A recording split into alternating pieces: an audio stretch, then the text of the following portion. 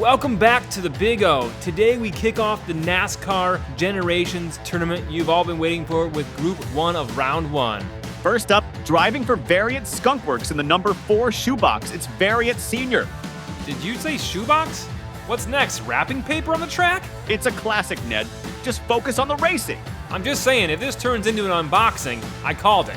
Next up, driving for Ironbeard Customs in a Plymouth Superbird, we've got James Ironbeard. With a name like Ironbeard, he better have the metal to back it up. Oh, he does. Watch out for this one. Next, we got Raj driving a Plymouth Superbird for FD Racing. F'd Racing, huh? Let's hope Raj isn't F'd by turn 1. Ned, keep it clean.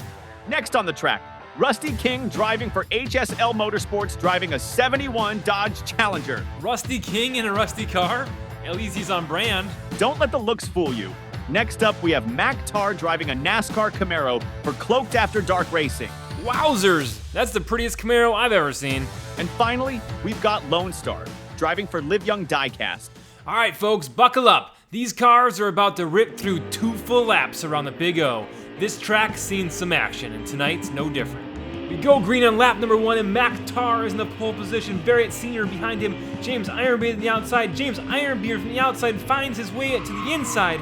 Mac Tar checks sideways, loses control a little bit, and James Ironbeard is able to capitalize, taking the inside and flying down the track for a victory in race number 1. Followed by Variant Senior in second, and a close call for third, fourth, and fifth, and Lone Star trickling in for last. Let's hop over and check out the official Tiny Track Cars instant replay. Here we go, Mac Tar in the pole position, but look at James Ironbeard. He squeezes into second from the outside lane, taking full advantage. And here's the moment. Mac Tar loses control just for a second, and Ironbeard seizes the opportunity with that incredible inside pass. Now that's how you take the lead and win a race. Now let's slow it down and look at that photo finish between Rusty King and Raj. Yeah, Patrick, from that finish line cam, I really couldn't tell who took 4th or who took 5th, and Mac Tar was kind of blocking the view anyways. Watch closely and freeze frame. There it is. Rusty King by mere inches. What a finish. That was quite the finish. What a way to kick off the NASCAR Generations tournament. Here's our new camera on turn 1 to check out what might have happened to Lone Star. It looks like he might have got hung up behind Raj and got slowed down and hardly made it through that turn. 1 race in the books for group number 1, and James Ironbeard leading the pack. All right, we're gonna head straight into race 2. It's Variant Senior now in the pole position, and Mac Tar to his right. Rusty King behind Variant there as they go green to turn number 1. Variant Senior out front. Mac Tar puts a block on Rusty King, and James Ironbeard finds his way on the outside. And boy, Variant Senior is flying. He is out of frame. We're following James Ironbeard, and there he cut to the finish line cam and see Variant Senior, James Ironbeard, and the rest of the pack come piling in. Let's slow that down for you and watch the Tiny Track Cars replay package.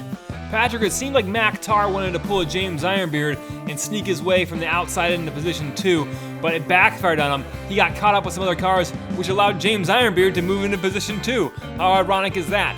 There you see Variant Senior crossing first place, James Ironbeard, Mac Tar, Rusty King, Lone Star, and Raj coming in for last place. Tied for first place, we have Variant Senior and James Ironbeard with 11 points going into the third race. Don't mind that line that was missing from the scorecard. We will fix that in the next race, I promise you.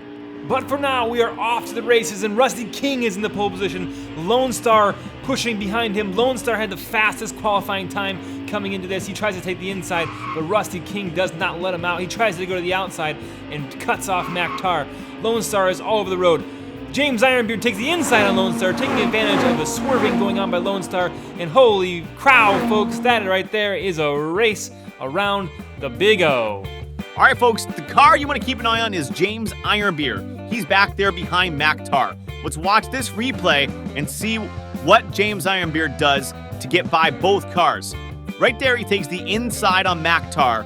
He's carrying momentum through the turn, down the straightaway, these beautifully designed Spoolheads new turns. And Lone Star takes the turn a little bit too high, and James Ironbeard takes the inside, but Variant Senior does take the race, followed by Rusty King and James Ironbeard in third. And here comes Raj trickling across the finish line. Yeah, Patrick, thanks for mentioning those new turns, because Russ at Spoolheads has been working hard on a new design turn that lets cars go into the turns and out of the turns much smoother. And folks, it is paying off. We're seeing such amazing racing out here in Group 1 of the NASCAR Generations Tournament. Ned, quit your rambling about how awesome Spoolheads is. You made us miss the intro to our newest halftime shenanigans, the Loopster team event. Ah yes, I almost forgot about the halftime loopsters, folks. This is going to be insane. As you can already see, the racing is intense. Like Patrick mentioned, this is a team event. 2 builders have paired up to make one epic loopster train. And folks, you can tell this is already going to be a wild halftime event. Let me introduce you to our teams here in this loopster halftime event, as we're going to race 4 laps each one. The winner of that last one with that blue and red cars is Team Crazy Star. And folks, that is Lone Star and Crazy Canuck paired together in one crazy loopster mobile. And now out front in that purple loopster mobile, you have Team Sugar Nuts. Yes, you heard that, folks, right? The team name is Sugar Nuts. It has Craigster Sr. from Hot Nuts Diecast and Ray Ray from Sugar Booty Racing.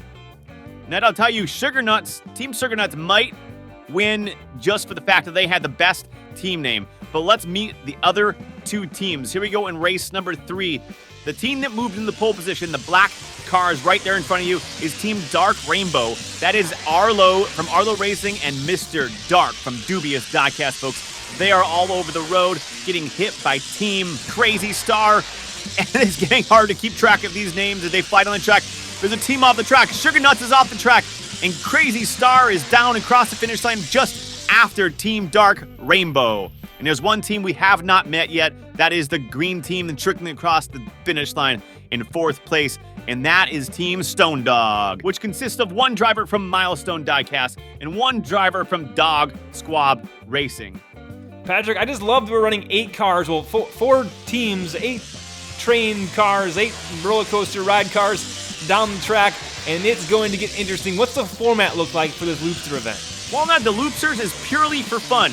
Every NASCAR Generations video, we're going to be throwing the Loopsters in for a halftime event. 4 random teams are going to be racing against each other. There's going to be a Loopster winner in every single video, and they get absolutely nothing other than bragging rights that they beat the other Loopsters. Well, that sounds like a lot of fun. I think the Loopster event might even be more interesting than the actual racing. And there you see Team Crazy Star earns those bragging rights and takes the win in this Loopster 4-lap extravaganza. We'll see more Loopsters in the next video. But for now, race number 4 of the NASCAR Generations. And right out of his Loopster, into the pole position, is Lone Star on the inside front lane. He is out of there. He is fast, and he is looking like he might win this one if he can keep it on the track. Rusty King behind him, Variant Sr. and MacTar following closely behind him, but I think Lone Star might have it. Rusty King spins to the side. Does anyone get by him? No, and we have a photo finish for 2nd, 3rd, and 4th. We'll slow it down for you and watch the instant replay brought to you by Tony Track Cars. Well, Ned, we know Lone Star is fast. He qualified first with the best time out of 54 NASCAR Generations cars were sent to us. He has struggled to get by the field when he was in the back of the pack with folks. Now that he is out in front, Lone Star ran away with this one, and we're going to see more from Lone Star, but he's got to turn up the heat if he wants any chance of winning and moving on in the top 3 cars here in the NASCAR Generations Round 1, Group number 1. All right, after 4 laps in, we have Variant Sr. leading the pack, followed by James Ironbeard and Rusty King. Folks, if you didn't know, this is qualifying drivers 1, 2, 3, and 46, 47, and 48. So Rusty King was actually in that 46, 47, 48, and he is putting up some numbers here in this race. Can a driver that qualified in the high 40s compete with the drivers that qualified 1, 2, and 3? It looks like he can as he's out there putting on a show, but Lone Star runs away with another victory, putting 6 points on the board. And boy, let me tell you, he's gonna need every single one of them. Yeah, and then Rusty King and MacTar are doing surprisingly well, taking into consideration their quite terrible qualifying times. But these new turns on the Big O are showing that any car has a chance to win here in the NASCAR Generations tournament. You're absolutely right, Patrick. These new turns are proving to be very smooth and are much better than the original turns that we had in the Big O. Folks, the Big O is evolving, it's getting better, and thank you for being here to watch it. Ned, why are you thanking everybody now? There's one more race, and the real action is between Lone Star, MacTar, and Rusty King. Let's watch those 3 drivers because 2 of those drivers have the chance of knocking Lone Star out of this round and not moving on to the next. James Ironbeard gets his chance at pole position. We know he's fast. McTar right behind him. McTar hanging in there. Variant Senior take the inside, and where Rogue came out of nowhere. It's possible Rogue is being pushed by Lone Star. Lone Star tries to take the outside and Rogue, but McTar finishes in front, and trickling across the finish line is Rusty King. What does that do for the points, folks? And the points totals are in, and moving on, we have Variant Senior with 30 points, James Ironbeard with 26, and beating Lone Star by 2 points, we have Rusty King. Watch that replay, folks. You see Lone Star kind of piling into this group. He might have been held up by Raj, but if he could have got by McTar right here and on the outside of Raj, he would have got the 2 points he needed to tie Rusty King, and Rusty King barely trickles across the finish line in last place, putting 1 more point on the board, but he is moving on.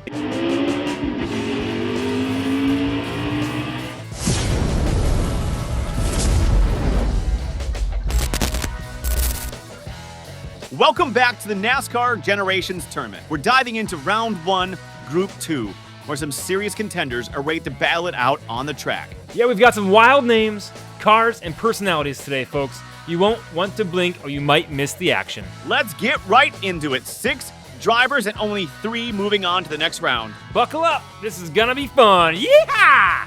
First up, from across the pond, it's Strike in the number 44 for Ethics Boys Racing. A skilled driver ready to show us some British finesse on the track. British finesse? More like tea and crumpets. Let's see if Strike can handle NASCAR speed, not just roundabouts. And next up, we have Jameson in the number 0 car, driving for Cash Money Boys. Known for bold moves and no-nonsense racing, he's always a contender. Cash Money Boys, huh? Sounds like he's out here to collect. Let's just hope his driving isn't as flashy as his name. Next up, we've got Indy Rain in the number 53 Ford Taurus. Driving for White Knuckle Motoring Speed Shop, Indy's known for pushing the limits and keeping that speedometer pinned. Did you say Ford Taurus? Oh boy, I didn't know we were racing family sedans out here. Maybe she's planning a grocery haul after the race. Whoa, who do we have here, Patrick? Looks like Lucas in the number 20 Chevy Impala, driving for EP Videos. That's right, Ned. Lucas is a rising star, and EP Videos has a strong reputation for backing aggressive yet calculated drivers. Aggressive, huh? Well, let's hope Lucas doesn't think he's in a video game out there. Life does not have a restart button. Up next, we've got a veteran on the track, Craigster Sr. in the number 7, representing Hot Nuts Diecast Racing. Craigster Sr., huh? Sounds like a guy that's been around the block a couple times. Probably a few too many times. Let's see if that T-Bird can still fly or if it's ready for the scrapyard. Fat Dad? Really, Patrick? Am I reading that right? Where do they come up with these names? Yes, it's Fat Dad, driving for Fat Dad Racing in the number 43 Next Gen Camaro. Don't let his name fool you. He's a force on the track. Yeah, well, let's hope that Camaro is faster than his branding department. And we're heading straight into race number 1. We have Strike from the Essex Boy in the pole position. Lucas from EP Videos to his right. And they're off. It's Lucas from EP Videos that takes the early lead with Craigster Sr. chasing hard. Lucas looks strong, but Craigster's not letting him out of his sight. This one's heating up fast. Approaching the finish line, Craigster's closing in, but Lucas holds him off and takes it by a car length. Now let's hop over and check out that instant replay package from Tiny Track Cars. It's Lucas out front from the start, with Craigster Sr. catching him, closing in on right in his bumper. Yeah, throughout the race, you can see Craigster gaining ground, but Lucas had a little extra push at the end, less than a car length between them as they crossed the finish line. All right, Ned, that is how we start group number 2 of the NASCAR Generations Tournament. Ned, who are you rooting for in this tournament? Patrick, I like to stay neutral so my commentary stays unbiased, but if I had to pick a driver, I would probably go with Indy Rain. Even though she qualified in spot 43, she has a fast car, and I'm really rooting for her because last tournament, the Fast and the Furious Rally, she did pretty dang terrible. You know, Ned, you're awfully invested in Indy Rain's success. Is it because she's the only woman out there, or are you just hoping she'll teach you a thing or two about racing? Hey, she's got talent, Patrick, and someone's got to balance out all this testosterone on the track. Look at her go, just pulled a second place finish.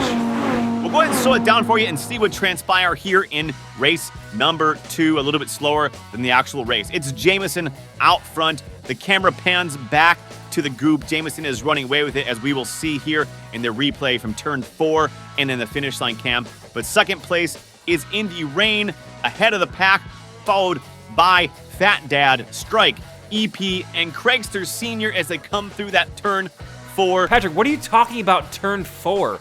There's 2 turns on this track. It's the first turn after the start line and the final turn as they go across the finish line. There's not 4 turns. Now, do you think people really don't know how you built this track? I mean, you posted a video, a behind-the-scenes video on your channel about it. They know that it's all downhill, and it goes around and around, and there's actually 4 180-degree turns on this track. Okay, well, I guess Patrick is giving away all of our track secrets. But we have race number 3, and Indy Rain is leading. Indy Rain spins around, and Fat Dad right in her tail, or actually not her tail, her front, because she is backwards, crossing the finish line in first place and collecting 6 points in race number 3.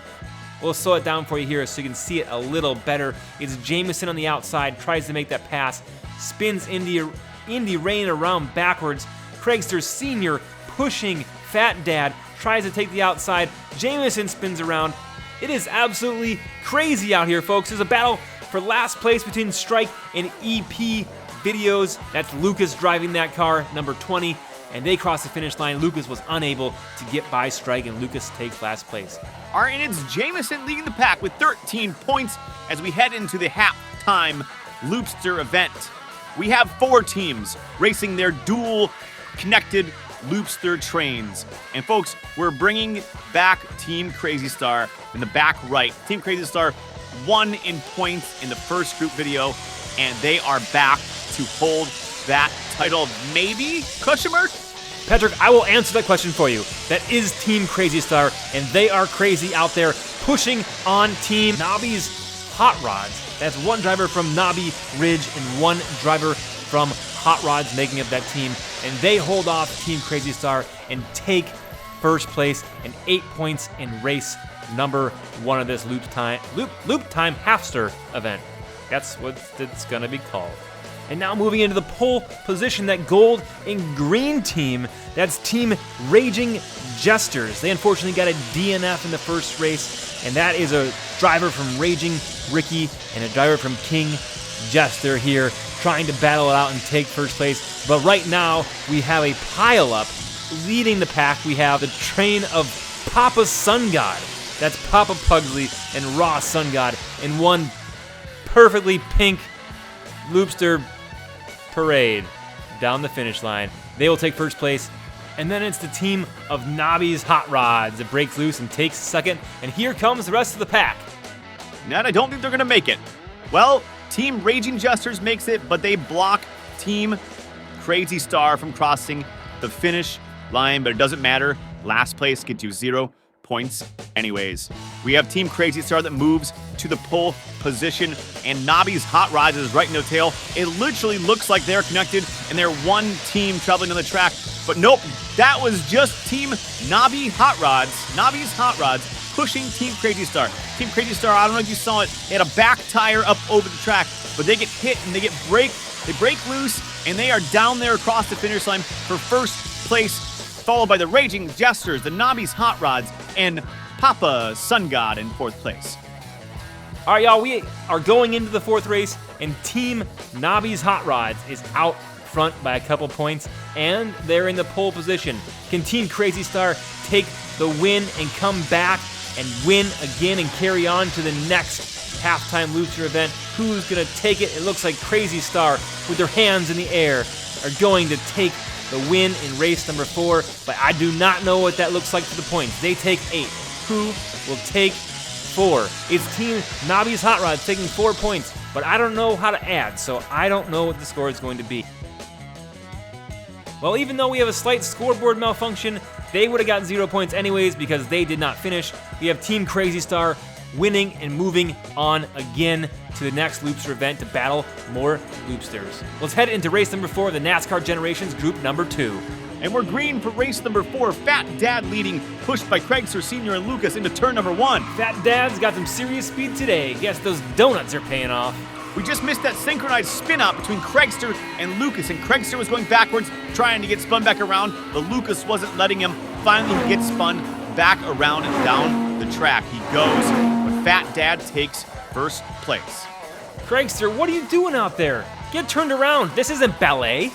Now watching the replay, Craigster spins around and tries to get spun back around the right way, but Lucas keeps tapping him, keeping him going backwards. Craigster finally spins around and gets facing forward.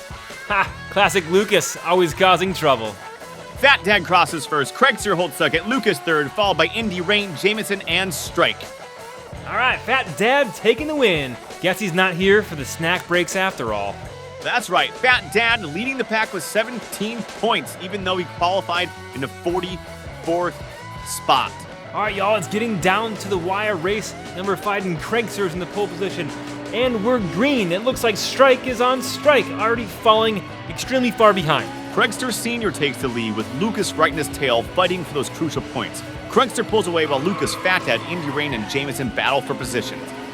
Down across the finish line they go. Craigster crosses first, followed by Lucas. Fat Dad, Indy, Rain slides in with a push from Jameson.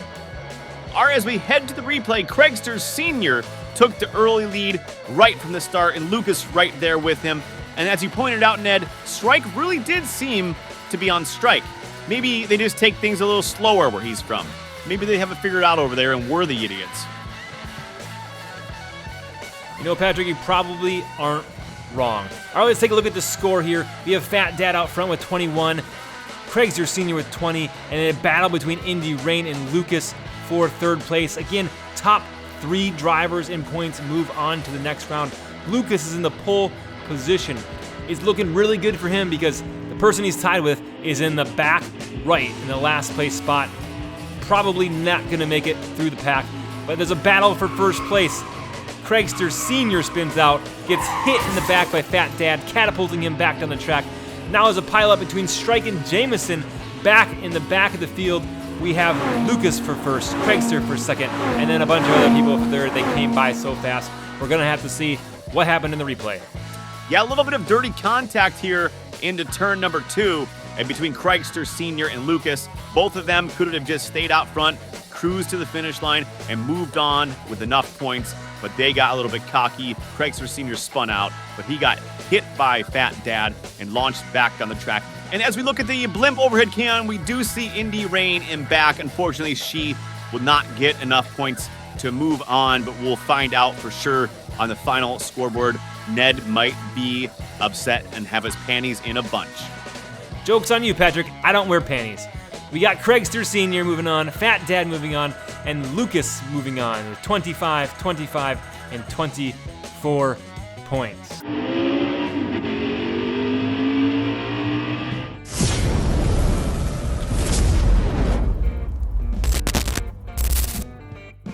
Welcome back to NASCAR Generations Round 1 Group 3 at the Big O. We've got a strong lineup today, and these drivers are ready to fight for a spot in the next round. Let's meet the competitors. First up, we've got Raging Ricky, driving for Oregon Diecast in a 2015 Dodge SRT.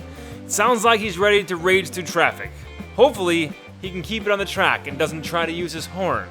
Next in the lineup is Leo from Reno Racing, behind the wheel of a 2022 Camaro ZL1. He's known for precision driving and keeping a cool head under pressure.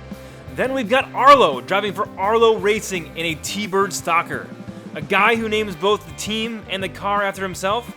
Talk about confidence. Let's see if that T-Bird can fly or if it's just here to cluck around. Ned, I hope you actually meant cluck around and not something else. Next up, we have cousin Ricky, racing for Funkhauser Diecast Racing in the iconic number 3.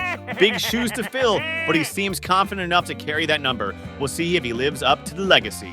And here's Dusty Miles, repping Milestone Diecast Racing in the number 8. With a name like Dusty, let's just hope he doesn't leave us all in the dust. Unless that's his game plan. And finally, we have Sneaky Bob, driving for Vapor Diecast Racing, driving a 67 Dodge Charger. Known for playing it smart and waiting for the right moment to strike. We'll see if his sneaky tactics pay off today. All right, we're going to head right into race 1. The field comes around the final turn. Engines roaring, the green flag is out, and we're racing here in group number 3 of the NASCAR Generations tournament. Sneaky Bob wastes no time, taking an early lead from the pole position, but here comes Arlo right in his tail, giving Bob a little bump just to let him know he's there. It's a neck-and-neck race to the finish between Sneaky Bob and Arlo, but Bob holds on. Sneaky Bob takes the win in this first race thriller.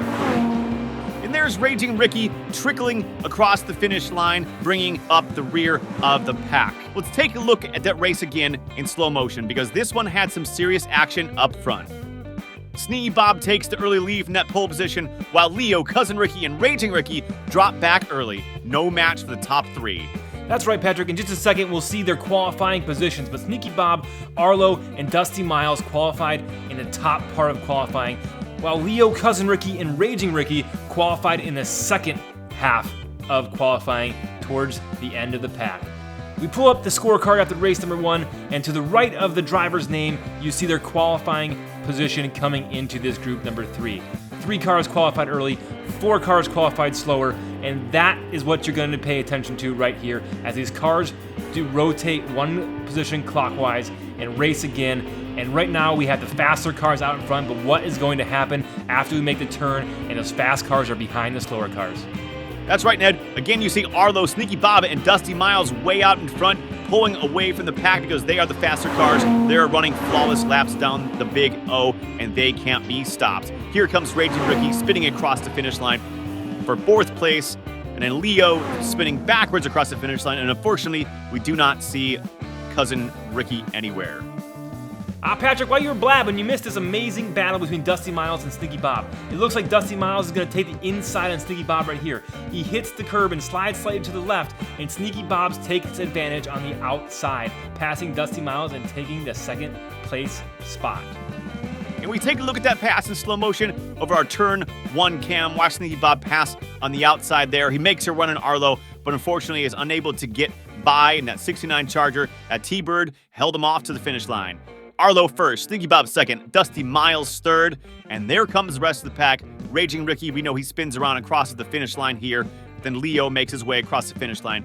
Tied for 1st place, we have Arlo and Sneaky Bob with Dusty Miles right behind, followed by the other 3 drivers bringing up the rear. Yeah, Patrick, we've seen some great racing between those top 3 drivers, but the bottom 3 have yet to show us anything substantial, but hopefully they come back here in the second half of this race. Here is race number 3. They're out of there. Dusty Miles out front, Arlo to his right, Sneaky Bob right in his tail. Sneaky Bob makes an epic pass on the outside of Arlo, pushing him just slightly, and down the track he goes towards Dusty Miles. Will be able to take out Dusty Miles?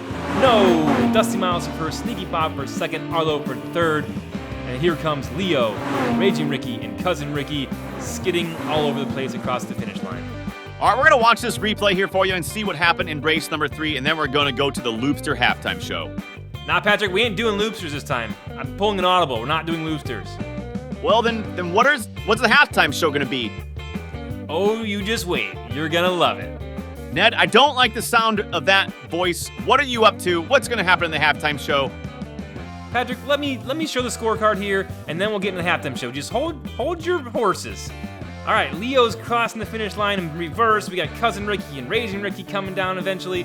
All right, let's bring up the scorecards because I want to get into this halftime show. You guys are going to love this. All right, going into the halftime, we have Sneaky Bob with 16, Arlo with 15, and Dusty Miles with 14, and the other 3 still bringing up the rear. And ladies and gentlemen, the halftime show, it's Arlo and the Party Bus. Here we go. Sit back and enjoy.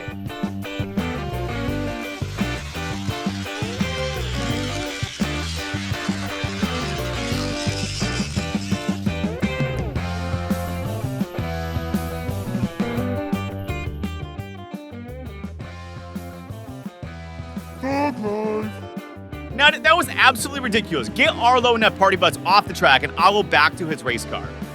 Come on, Patrick, lighten up. It was kind of fun. Arlo was on the hood of a bus driving down the track.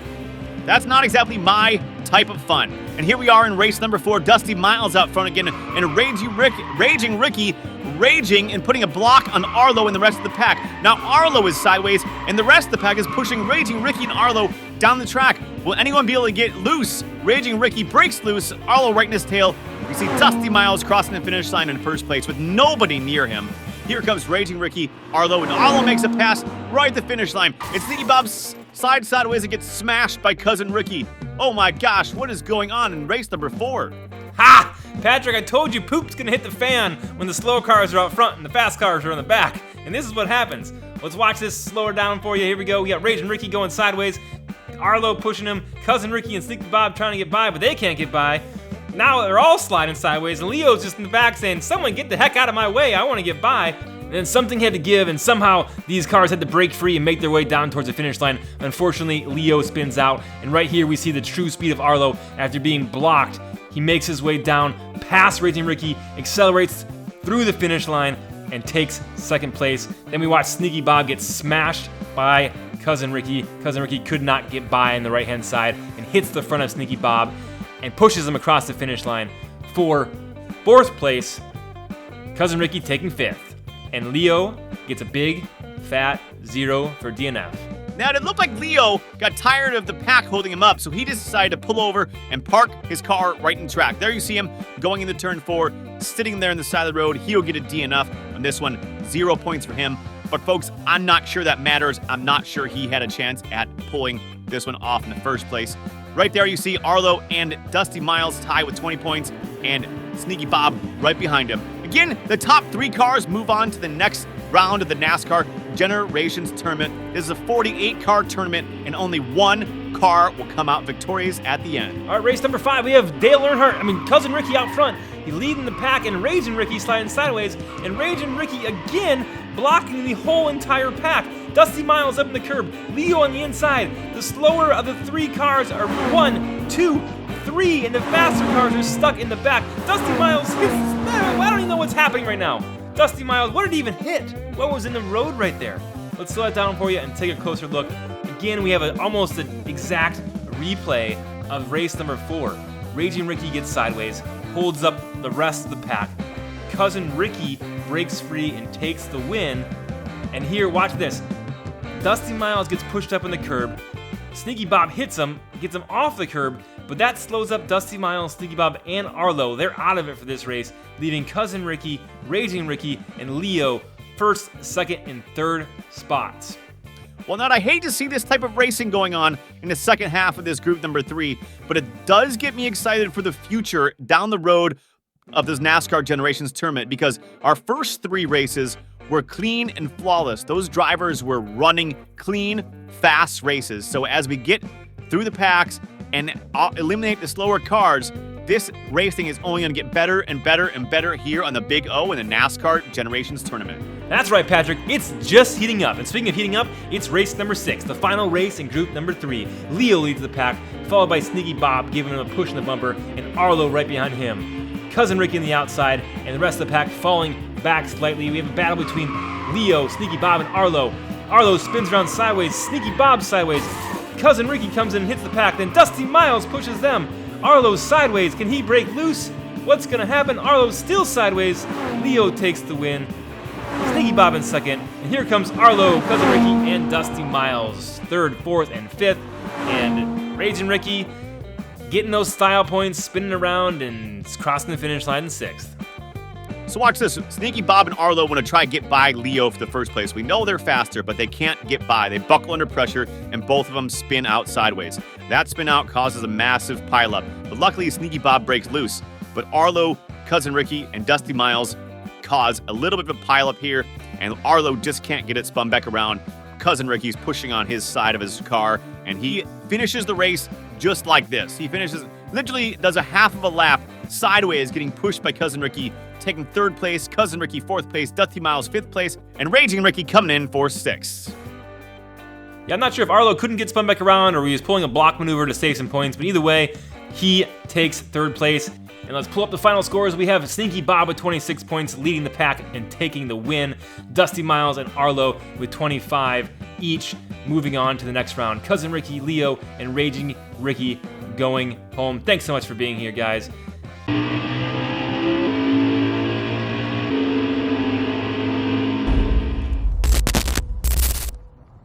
Ladies and gentlemen, welcome back to Tiny Track Cars in the NASCAR Generations Tournament. This is group number 4, and we're going to hop right into it. Unfortunately, Patrick is not with us today. He is sick with the flu. Poor guy. First up, we have Dallas Coltrane driving for Deidre Lynn Racing. And then we have Chicken George driving for NDR. And we have Feral Patrick for Feral Mods in that T-Bird with the FTEs. Then we have Lily the Dog driving for Lily's Boneyard. Then we have Speedball Herman driving for Gravity Throttle Racing. And last but not least, it's Rudy from J1M Racing. We're going to head straight to the track for race number 1. This is a 6-lap battle for these cars. And we have a spun halftime show for you, which may or may not be loopsters. Okay, I'll spoil it. It's loopsters. Stay around for the halftime show. It is crazy. Race number 1, they're out of their Chicken George in the pole position, leading the pack. Dallas Coltrane spins around sideways. Farrell Patrick tries to get by. Farrell Patrick cannot get by. He slides sideways and ties up the rest of the pack. We'll cut here to the finish line. And see Chicken George first. Large gap. We have Dallas Coltrane second. In reverse, it's Farrell Patrick. And we have Rudy. And here comes Speedball Herman. Come on, Speedball, let's get that speed going. And unfortunately, we have Lily the dog there. You just see creeping into the frame. She did not cross the finish line, and that would be a big DNF for her, unfortunately. Come on, throw that dog a bone. All right, it's 6 points for Chicken George, 5 points for Gallus. It's Dallas Coltrane. FP gets 3. 4. Rudy gets 3. And we'll bring up the scoreboard to confirm all my score shenanigans that I'm saying that don't really make any sense. Race number 2. They're out of there. We got Rudy in the pole position. Chicken George on the outside. It looks like Chicken George, Dallas Coltrane, and Farrell Patrick are pushing the limits on the outside and take spots 1, 2, and 3. But Dallas Coltrane spins around sideways. And now Farrell Patrick is sideways. Rudy trying to get by. Can Rudy get by? Farrell Patrick off for Dallas Coltrane. Can he get by the finish line? Chicken George first. Dallas Coltrane, Farrell Patrick, Rudy, Lily Dog, and Speedball Herman. Here he comes. All right, we're all across the finish line. 6 cars, 6 scores. We done it. Look at that. Chicken George from the outside. Those 3 outside cars were the cars that qualified faster, and those 3 inside cars were the cars that qualified slower, hence why the outside lane pulled ahead of all the inside lane. Qualifying times are right there. Qualifying positions are right there next to their names, and you can look at them if you wish. They're there. All right, we have the mail delivery carrier, Lily the dog, in the pole position with Speedball Herman right behind. Farrell Patrick pushing from the rear, helping Lily the dog stay out in front. It's a tight pack, but Lily pulls ahead just slightly. 2, 3, 4, 5, 6 in a big clump. They're sticking together. This is NASCAR Racing. Chicken George tries to jump on the back side of Rudy, and they cross the finish line, and holy cow, wow!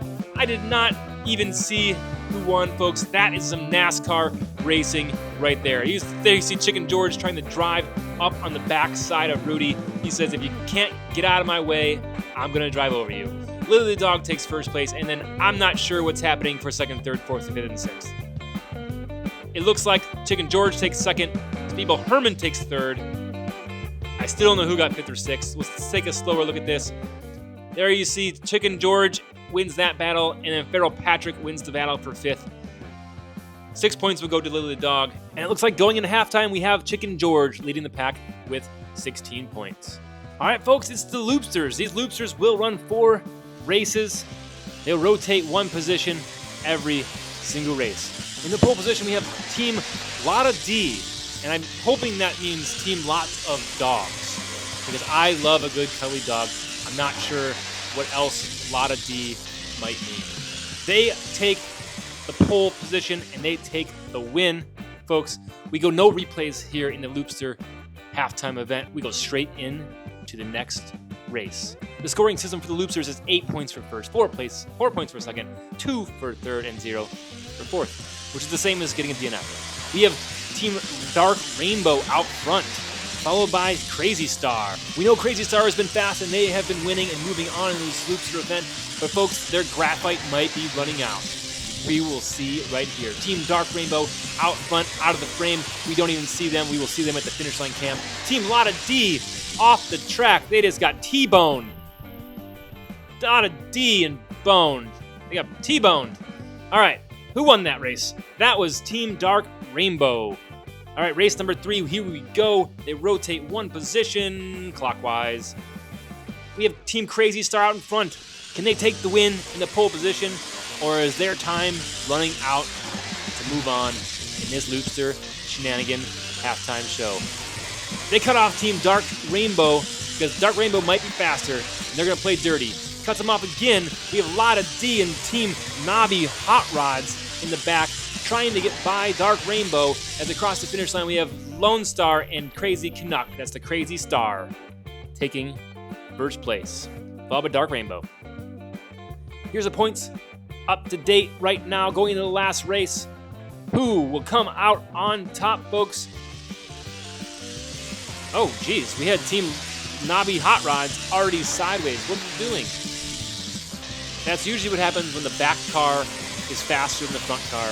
It pushes that front car a little bit sideways. That's why when we told these builders to build these cars, we said, you must build a lead car and a follow car. The lead car has to be faster to pull the follow car down the track to avoid those crazy spinouts, which we're kind of seeing.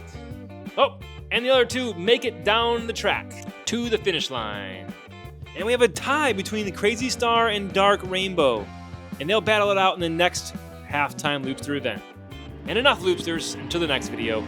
We head right into race number 4 of the NASCAR Generations, and Speedball Herman has his chance at the pole position. Will he take advantage? Will he capitalize on this position on the track?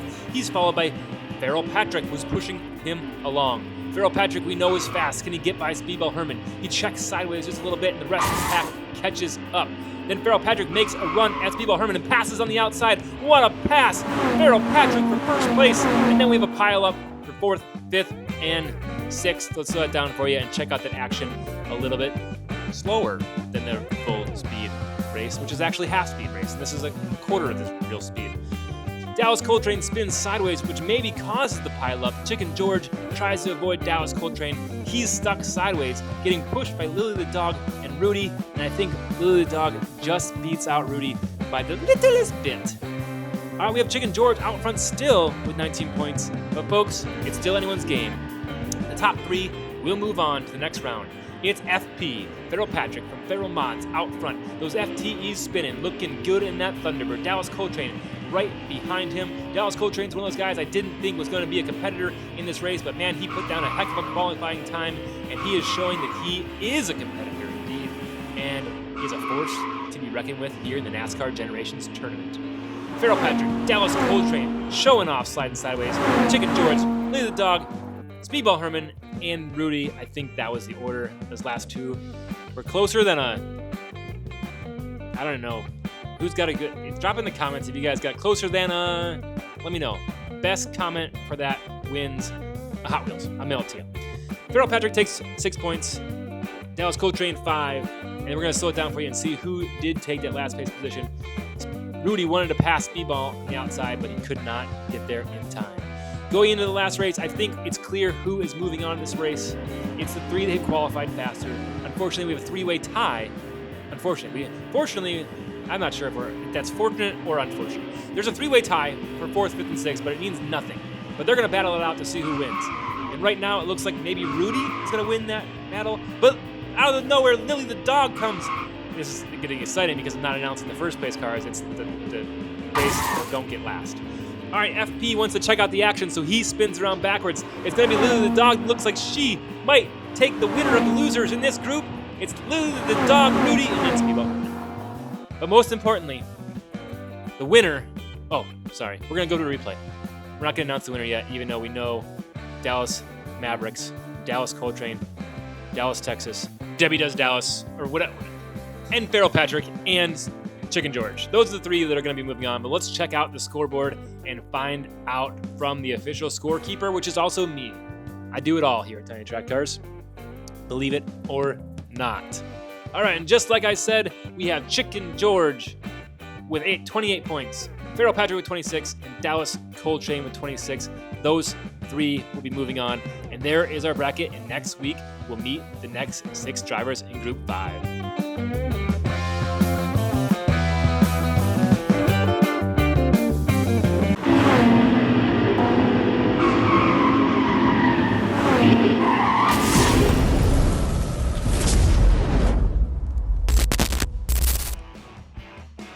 Wow, and just like that, we're back for another NASCAR Generations tournament race. It's group number 5, and the drivers are Puff from Puff's Racing. There's 6 drivers in this one. Then we have Kester from Wichita, Diecast Racing League. Also in this group, we have Daddy G from G-Force Diecast Racing. Look at that long mobile. Then we have Cupcake from Rust Belt Customs. Driver number 5 in this group is Uncle Elvis himself from the Purex car and Uncle Elvis Racing. And last but not least, we have Laro from 409 Diecast Racing. Let's head straight to the track. Thanks so much for that intro, Patrick, and it's great to have you back. Race number 1, Puff is in the pole position, followed by Daddy G and Uncle Elvis. They were the faster qualifiers in this group of 6, and it's showing early. They are out to the races. Puff and Daddy G battling for first place. Can Daddy G take the outside bumps into the back of Puff? Down in the last turn they go. Oh my gosh, Uncle Elvis speeds by Daddy G, closes the door, and finishes in second place. Let's slow it down for you and watch that race again. Uncle Elvis is absolutely on a mission today. Outside he goes on Daddy G and makes a run for Puff. Unfortunately, he does not have enough, but we'll watch that pass in slow motion a couple times in the last and final turn number 4. Puff takes 6 points and is ahead. Uncle Elvis 5, Daddy G 4, Kester 3, and 2 and 1 go to the other drivers in this group. They rotate 1 position clockwise. It's Daddy G now in the pole position, followed by Uncle Elvis. Laro falling back even though he's on the inside lead, and holy cannoli, Daddy G is putting on a clinic out there, taking off and not taking any prisoners. And is that the slogan? Is that what people say? I don't even know. All right, Patrick clearly does not know what he's talking about. We're gonna go ahead and watch that race in slow motion here. The battle to watch is right here between Puff and Kester. They're side by side. Who comes out in front? I think it's Puff. Kester was trying hard to pass on the outside, but does not get by Puff. He will take 3rd place. Oh, he'll take 4th place. Daddy G 1st, Uncle Elvis 2nd, Puff, Kester, Laro, and Cupcake bringing up the rear. We have a 3-way tie between Puff, Daddy G, and Uncle Elvis. Those are the 3 that qualified the fastest. But as we rotate cars and the fast cars get put behind the slower cars, it's going to shake things up again, and we are going to see some epic racing right here, right now. Whoa! There's a slight oil slick in the track. Both the lead cars spin around backwards. Now we have a pileup. Uncle Elvis out front and everyone piled behind him. Is anyone going to make it to the finish line? Uncle Elvis, Laro, Puff, Kester, and Cupcake come across the finish line. Now that's a traffic jam if I ever saw one. Let's watch this. Daddy G and Uncle Elvis out front. It looks like Daddy G gets bumped by Uncle Elvis just a little bit, and exiting the turn, he gets spun around. Both of them look like they hit an oil slick, and now they're backwards. The rest of the pack catches up, but Daddy G is able to squeeze away. But look at the remaining 5 cars. We have a traffic jam on the freeway, aka the Big O. But all 6 cars do finish, and look at that score where we have Daddy G leading with 16 points, Uncle Elvis in 2nd, and Puff in 3rd place. We're 3 laps in and 3 laps to go. It's anyone's game still. They rotate 1 position and Laro out front, but Uncle Elvis and Daddy G really pushing on the outside. Uncle Elvis and Daddy G get by the inside car. Daddy G tries to make a pass on Uncle Elvis, but gets a little sideways. Uncle Elvis takes off down the track. Now we have a slight drift by Laro. It's Uncle Elvis, Daddy G, Laro, Cupcake, Kester, and Puff for 6th. We'll slow that down for you and look at the Tiny Track Cars instant replay brought to you by Tiny Track Cars and all of our sponsors that we don't have. If you want to sponsor a tournament series in the future, please send us an email and we will get your banner on this track. Right now, it's sponsored by Tiny Track Cars and Spoolheads Racing, who made this custom 3D printed oval track for us here at the Big O and Tiny Track Cars. Ned, when you quit your rumbling, all you do is talk and talk and talk, and we got to get back to the racing. It's heating up, and this is race number 5. Cupcake's in the pole position, with Kester pushing behind him. Can Kester get through the pack? He tries to cut off Laro. He's in 2nd place, leading the group, but Cupcake is out front. Cupcake spins around backwards. Kester takes the outside and makes an epic pass. Can Laro make the pass as well? Laro doesn't make it by, and Cupcake and Laro too close to call at the finish line. Who won that one? We'll slow it down for you, but most importantly, what happened in the back of the pack between Uncle Elvis, Daddy G, and Puff? We'll watch that right now. Yeah, Patrick, it's true that every position and every point matters here. No spot is guaranteed in the next round. It's truly a battle here in the Big O. Kester takes 6 points, And then we have a close finish between Cupcake and Laro, and the judges say it is too close to call. They will both get the same amount of points rewarded for second place as a tie. And look at that, a three-way tie between Puff, Kester, and Laro. Who will come out on top? Kester is in the pole position, which is great for him, but Puff right behind. Puff needs to make a move on on Kester if he plans on making it through to this round. He tries to take the inside, but cannot pass. He gets bumped by Daddy G.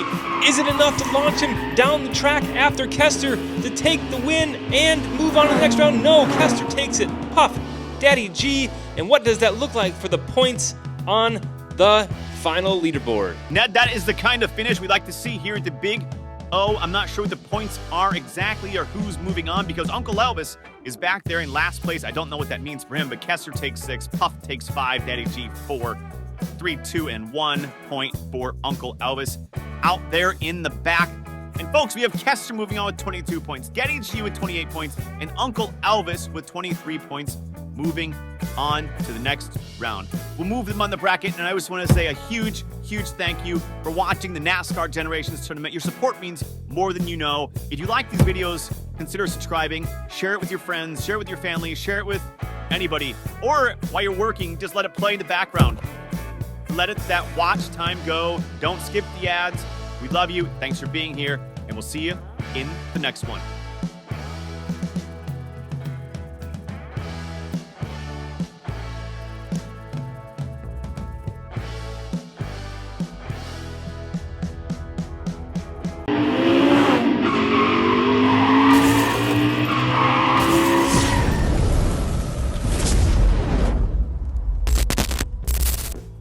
Welcome back, race fans. It's group number 6 of round 1 of NASCAR Generations, and folks, it is getting hot out there. This competition is closer than ever with this group of 6. Let's go ahead and meet our drivers. First up, we have Victor Fastlane, driving for Victor Fastlane Speed Shop.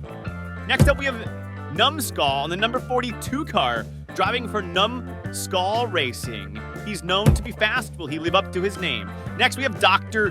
Dodge, driving for Sisters of Heavy Metal. Oh yeah, Heavy Metal. Next up, it's Kinney, driving for ICT DRL, the Diecast Racing League. And then it's Boondocks, driving for MQH Racing in that beautiful blue Mustang. Will that Mustang cause chaos in the track? We shall find out. And last but not least, it's Chase Family Racing End Count in the 6th position in that beautiful Bel Air.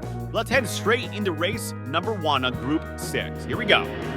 Thanks so much for that introduction, Patrick. It's race number 1 of Group 6. We are out of there. It's Dr. Dodge in the pole position, followed by Boondocks right in his tail. Into turn 1 they go. Boondocks takes the outside. End Count takes the inside and passes Dr. Dodge and moves into the first place position. The Mustang's driving backwards. He's doing Mustang things, causing chaos back there. And it's End Count crossing the finish line. The start-finish line. It's the start-finish line for first place in race number 1, taking 6 points. There you see Boondocks sideways, getting spun around, deciding to drive in reverse for whatever reason, but really just getting in everybody's way. Typical Mustang out there on the track. Let's hope he can get his act together because we like to see some good racing here on the Big O. I'm extremely impressed by End Count there in his move to the first place position, taking 6 points. We have Dr. Dodge taking 5. They rotate 1 position clockwise. It's now Boondocks out front in the Mustang. End Count right behind him in the Bel Air, followed by Kimmy in the 24 car, or is that William Byron? I'm not really sure. Yeah, Patrick, I was thinking the same thing. It looks like Kimmy painted his car exactly like William Byron's car from the NASCAR Generations. The NASCAR Cup Series, the real one. But I will tell you, it is Kimmy driving that car, and boy, Kimmy is fast. Watch this, the number 24 car getting bumped by Dr. Dodge right there, and then making the pass on the inside on Boondocks, making a run for End Count in the Bel Air, but does not get around. End Count takes another victory here in race number 2 and 6 more points, followed by Kimmy, Boondocks, Dr. Dodge, Numbskull, and Victor Fastlane. All right, after 2 races, we have End Count out front with 12 points. And now End Count rotates into the pole position. What will he do here with the pole position? We find out right now. It's Kimmy on his tail and Numbskull falling back just slightly, but accelerating straight into the side of Boondocks in the Mustang. Boondocks slowing him down. For the battles between End Count and Kinney. Who's going to take first place and count sideways? Kinney on the outside, and Kinney passes right at the finish line. Holy cow, that was a heck of a finish here in the NASCAR Generations group number 6 of round 1. Let's slow it down for you and watch again. Yeah, Patrick, it looked like Kimi was on a mission here, right on N-Count's tail. And when N-Count makes the single mistake, he spins around in the last turn, and watch this execution from William Byron. I mean, Kimi, in that last turn as they cross the finish line, he takes it by about a half of a car and takes 6 points, stopping N-Count from getting a third race win in a row, aka a turkey if we're bowling. All right, it's Numbskull with 6. And why are we announcing Numbskull? I'm not really sure. It's N-Count out front with 17 points. And here we go into the next race. It is now it's Kimi out front in that beautiful next-gen NASCAR. And Numbskull coming right on the inside. Will Numbskull be able to get by Kimi? They're side by side. The camera hits the track and shakes, and Kimi is off to the races, and Numbskull is backwards. And there we go down across the finish line. It's Kimi, Numbskull, N-Count, Boondocks, Victor Fastlane, and Dr. Dodge sliding in reverse across the finish line, taking 1 point. But every point matters in this, folks, and we will find out. Something tells me this group is going to be a tight wad. A tight wad. All right, there we go. Kimi is in first place, takes 6 points. Numbskull comes across backwards. It's N-Count in that beautiful Bel Air. Boondocks, Victor Fastlane, and Dr. Dodge taking 1 point. And what does that mean for the score as we go into race number 5? It's still N-Count out front, followed by Kimi and Boondocks coming in next. The battle is going to be for third place here, folks. We have N-Count up front, Kimi right behind, but who is going to take third? It's Numbskull's chance to pole position, and Victor Fastlane hard on his tail. I said hard on. But Numbskull pulls ahead. Now Victor Fastlane and Kimi are battling it out. Is Kimi going to be able to get by? Victor Fastlane knows Kimi's faster, so he pulls a block maneuver on him. But does he get by? No, it's Victor Fastlane, Kimi, Dr. Dodge after Numbskull's first place run. Then it's really a shame to record these live because I probably would not have left the word hard on in our commentary. But it's in there and it's staying forever on the internet. There you see Victor Fastlane right on the tail of Numbskull. Numbskull does manage to get away from him, and then Victor Fastlane has another problem. It's Kimi. He slides sideways to put the block on Kimi into the last turn they go. Just kidding, this isn't the last turn, but there is a battle between Dr. Dodge and N-Count in the back. But Dr. Dodge wins that battle. You have Numbskull coming across for first, and in the close second, third, fourth between Victor Fastlane, Kimi, and Dr. Dodge.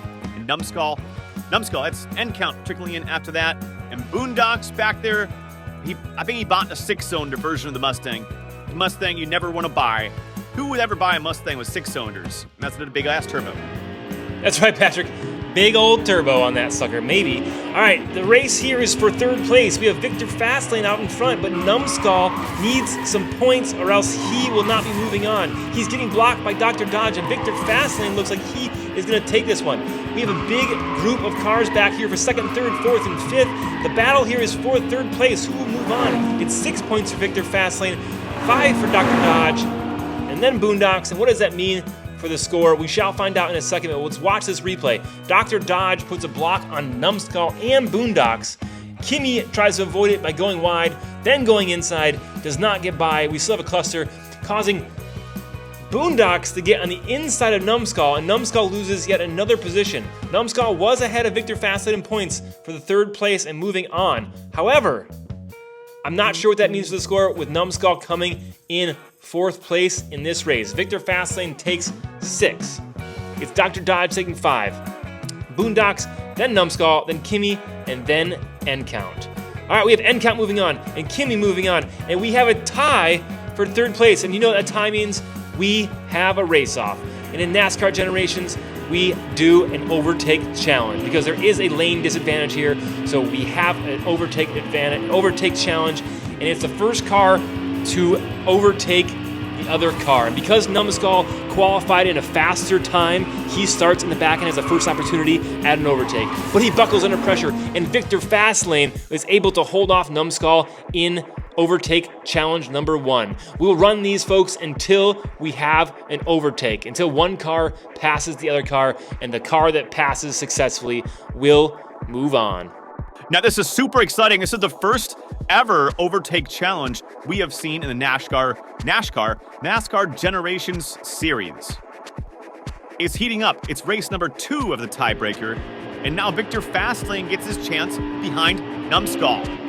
Numskull ahead by about a half of a car. Will he pull ahead? It's Victor Fastlane right on his tail. Can Victor Fastlane get by? Numskull accelerates into the race in the turn number 2 and pulls far ahead of Victor Fastlane. It's not looking good for Victor Fastlane on this overtake. He'll have to go into another round. Yeah, that one was not even close. Victor Fastlane fell back there pretty far. And I think if you're Victor Fastlane, you have to be worried about this next race with Numskull behind you and that beautiful number 42. We'll re-rack back to the starting line, and Numskull will take the back position. Will this be the final overtake? Will Numskull move on, or will Victor Fastlane be able to hold off Numskull and go into another overtake round? We find out right now. Race number 3 of the tiebreaker is in action.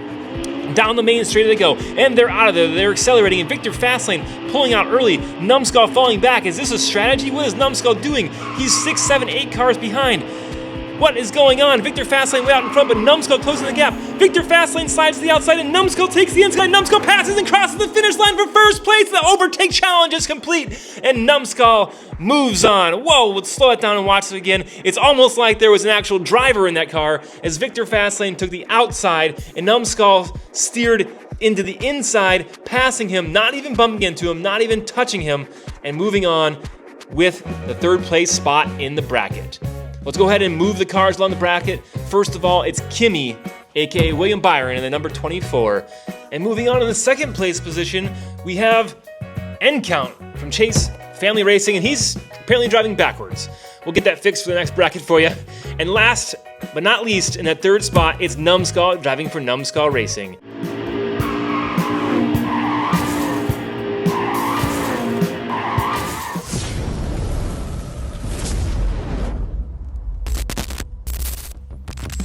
Welcome back to NASCAR Generations, folks. It is Group 7 of Round 1, and here are our drivers. First up, we have Marco Polo from Polo Racing.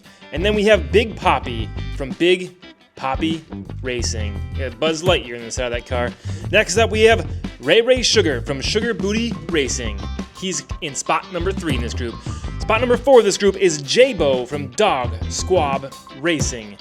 Coming in spot number 4, we have Mr. Dark from Dubious Diecast. And there he has his figure there standing next to his car looking all good and stuff. And then last we have Sam Hall from Team DRT3K. We're gonna head straight into race number 1, folks. We have 6 races of NASCAR Generation action of Group number 7. They're out of there for race number 1. It's Marco Polo in the pole position. Through turn number 1, Ray Sugar is right on Marco Polo's butt, but it's Big Poppy on the outside that takes the outside and takes first place over Marco Polo. Ray Sugar spins around backwards, and J-Bo is right on his tail. Well, actually right in his front because he's going backwards. It's Big Poppy, Marco Polo. And then we have Ray Sugar, J-Bo, Mr. Dark, and Sam Hall and DRT3K bringing up the rear. Let's slow it down for you. Look at this action right here. From the outside, both J-Bo and Big Poppy try to take the inside. Big Poppy is successful. Meanwhile, we have Mr. Dark in the background, spinning around, slowing up Sam Hall. Beautiful execution from Big Poppy. He holds on to first place and takes 6 points in the first race. Marco Polo gets 2nd, Ray Sugar 3rd, J-Bo 4th, and then we do see Mr. Dark and Sam Hall trickle in for 5th and 6th place. And folks, those are 2 of our top drivers here in Diecast Racing. We expect to see a lot from them, but 5th and 6th is not so hot. Better pick up your game, folks, if you want to move on. 3 cars move on in this NASCAR Generations, and this is group number 7 of 8, and then we go straight into round number 2. It's race 2, and Ray Sugar is in the pole position. Can he capitalize in that pole position? Mr. Dark and Sam Hall right behind. It's Ray Sugar in first, Mr. Dark in 2nd, but Marco Polo is trying to fight for 3rd. Then we have a battle between Big Poppy and Sam Hall.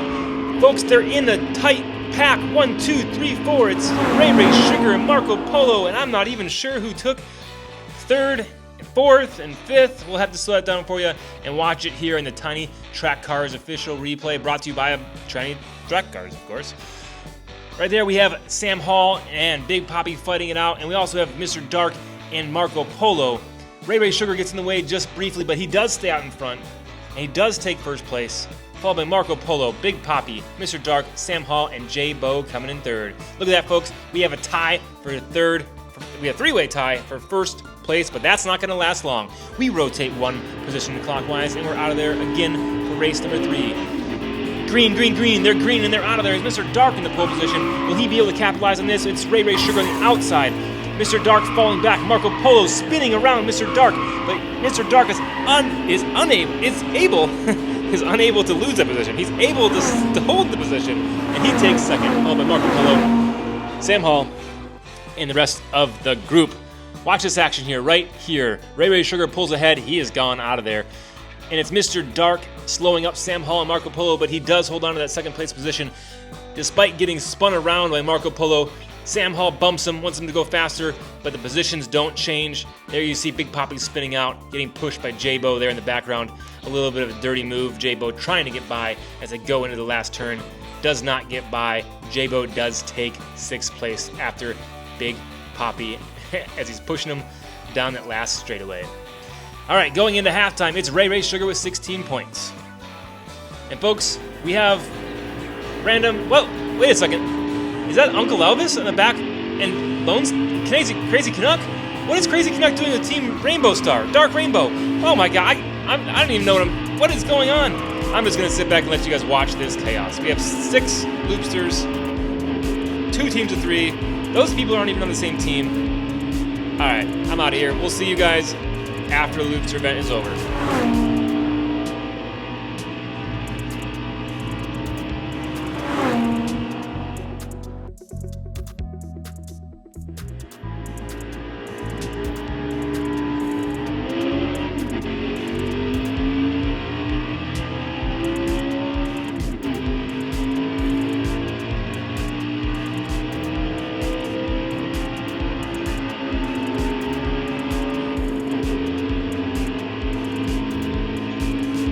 Well, I don't even know what to say. I don't know who the real winner is, but I do know what is going on. Uncle Elvis didn't have a teammate mail his loopster in, so I just threw him on the back of someone's loopster and ran him down the track just for fun. Loopsters, you're doing great. Keep up the good work. It's race number 4, and it's a battle between Sam Hall and Mr. Dark up front. Then J-Bo and Ray Ray Sugar are battling, pushing Sam Hall and Mr. Dark. J-Bo takes the inside. Can he get by? No, Sam Hall holds the first lead. J-Bo's second. Marco Polo third. What's that, Marco Polo? It might have been Ray Ray Sugar. Marco Polo's in the back. But let's watch that replay and find out exactly what happened. Yes, Ray Ray Sugar is up there and Marco Polo is in the back fighting with Big Papi. But look at that move right there. Marco Polo gets by Big Papi, as you see right there. He's in 5th place now. Maybe it was Marco Polo across the finish line. Watch Marco Polo on the outside in the orange car. Is he gonna pass? No, he stays back there. He gets 5th. Big Papi's 6th. But most importantly, Sam Hall takes his first 6-point victory and puts some points on the board. And folks, he's going to need them if he wants to move on to the next round. It's J-Bo in the pole position, followed by Big Papi and Marco Polo behind him. Sam Hall, Mr. Dark, and Ray Ray Sugar on the outside. J-Bo slides sideways. There's a big pileup. Big Papi almost goes up over the curb. J-Bo breaks loose. Now Big Papi and J-Bo are sideways. Sam Hall is sideways. Everyone's sideways. And down to the finish line they go. I'm not even sure who's in 1st, 2nd, 3rd, 4th, and 5th. We gotta slow that down for you and see what happened there. It's J-Bo sideways, getting pushed by Big Papi and Sam Hall. J-Bo out front here, but then he blows it. He spins around sideways. Big Papi parallel parks his car right next to J-Bo. Sam Hall slides into him. Then all of a sudden, Sam Hall and Mr. Dark are neck and neck right behind the piled up J-Bo. And down across the finish line they come, and it's too close to call, folks. The judges have gave Sam Hall and Mr. Dark 4 points each. Going into the last race is Ray Ray Sugar out front, and still anyone's game for 2nd and 3rd place, and really anyone's place, any place. Is Big Papi out front, Marco Polo right behind, Ray Ray Sugar 3rd place coming into that first turn number 1. Ray Ray Sugar slides sideways. Can J-Bo or Mr. Sam Hall? Mr. Sam Hall is dark. He sure is dark. Actually, he's light. That car is white. But it's Ray Ray Sugar that breaks loose after the tangle up. Ray Ray Sugar in reverse. He takes third place. Who's going to break loose? It's Sam Hall for fourth. J-Bo barely making it for fifth, and I don't see a Mr. Dark coming down the hill across the finish line. What does that mean for the score? Looks like right there you see Mr. Dark slide out sideways, and I don't think he recovers from that. And actually, I know he doesn't recover from that because he got a DNF. We saw that. There you see Ray Sugar holding up J-Bo. I'm not sure what kind of tactic this is because he's in first place. He's trying to hold the pack to get his friends more points. I don't know. I don't even know if does he have any friends? But Big Papi takes the win. Marco Polo takes second place. And Ray Sugar comes across in third place, in reverse, in front of Marco Polo. In front of J-Bo and Sam Hall. Still not sure what that means for the points, but we find out right now as we pull up the scoreboard. It looks like Marco Polo moves on, Big Papi moves on, and Ray Sugar with 26 points moving on. J-Bo, Mr. Dark, and Sam Hall, thanks so much for mailing your cars in. You have beautiful NASCARs. I want to see you back at this track again in the near future. Congratulations to Ray Sugar, Big Papi, and Marco Polo.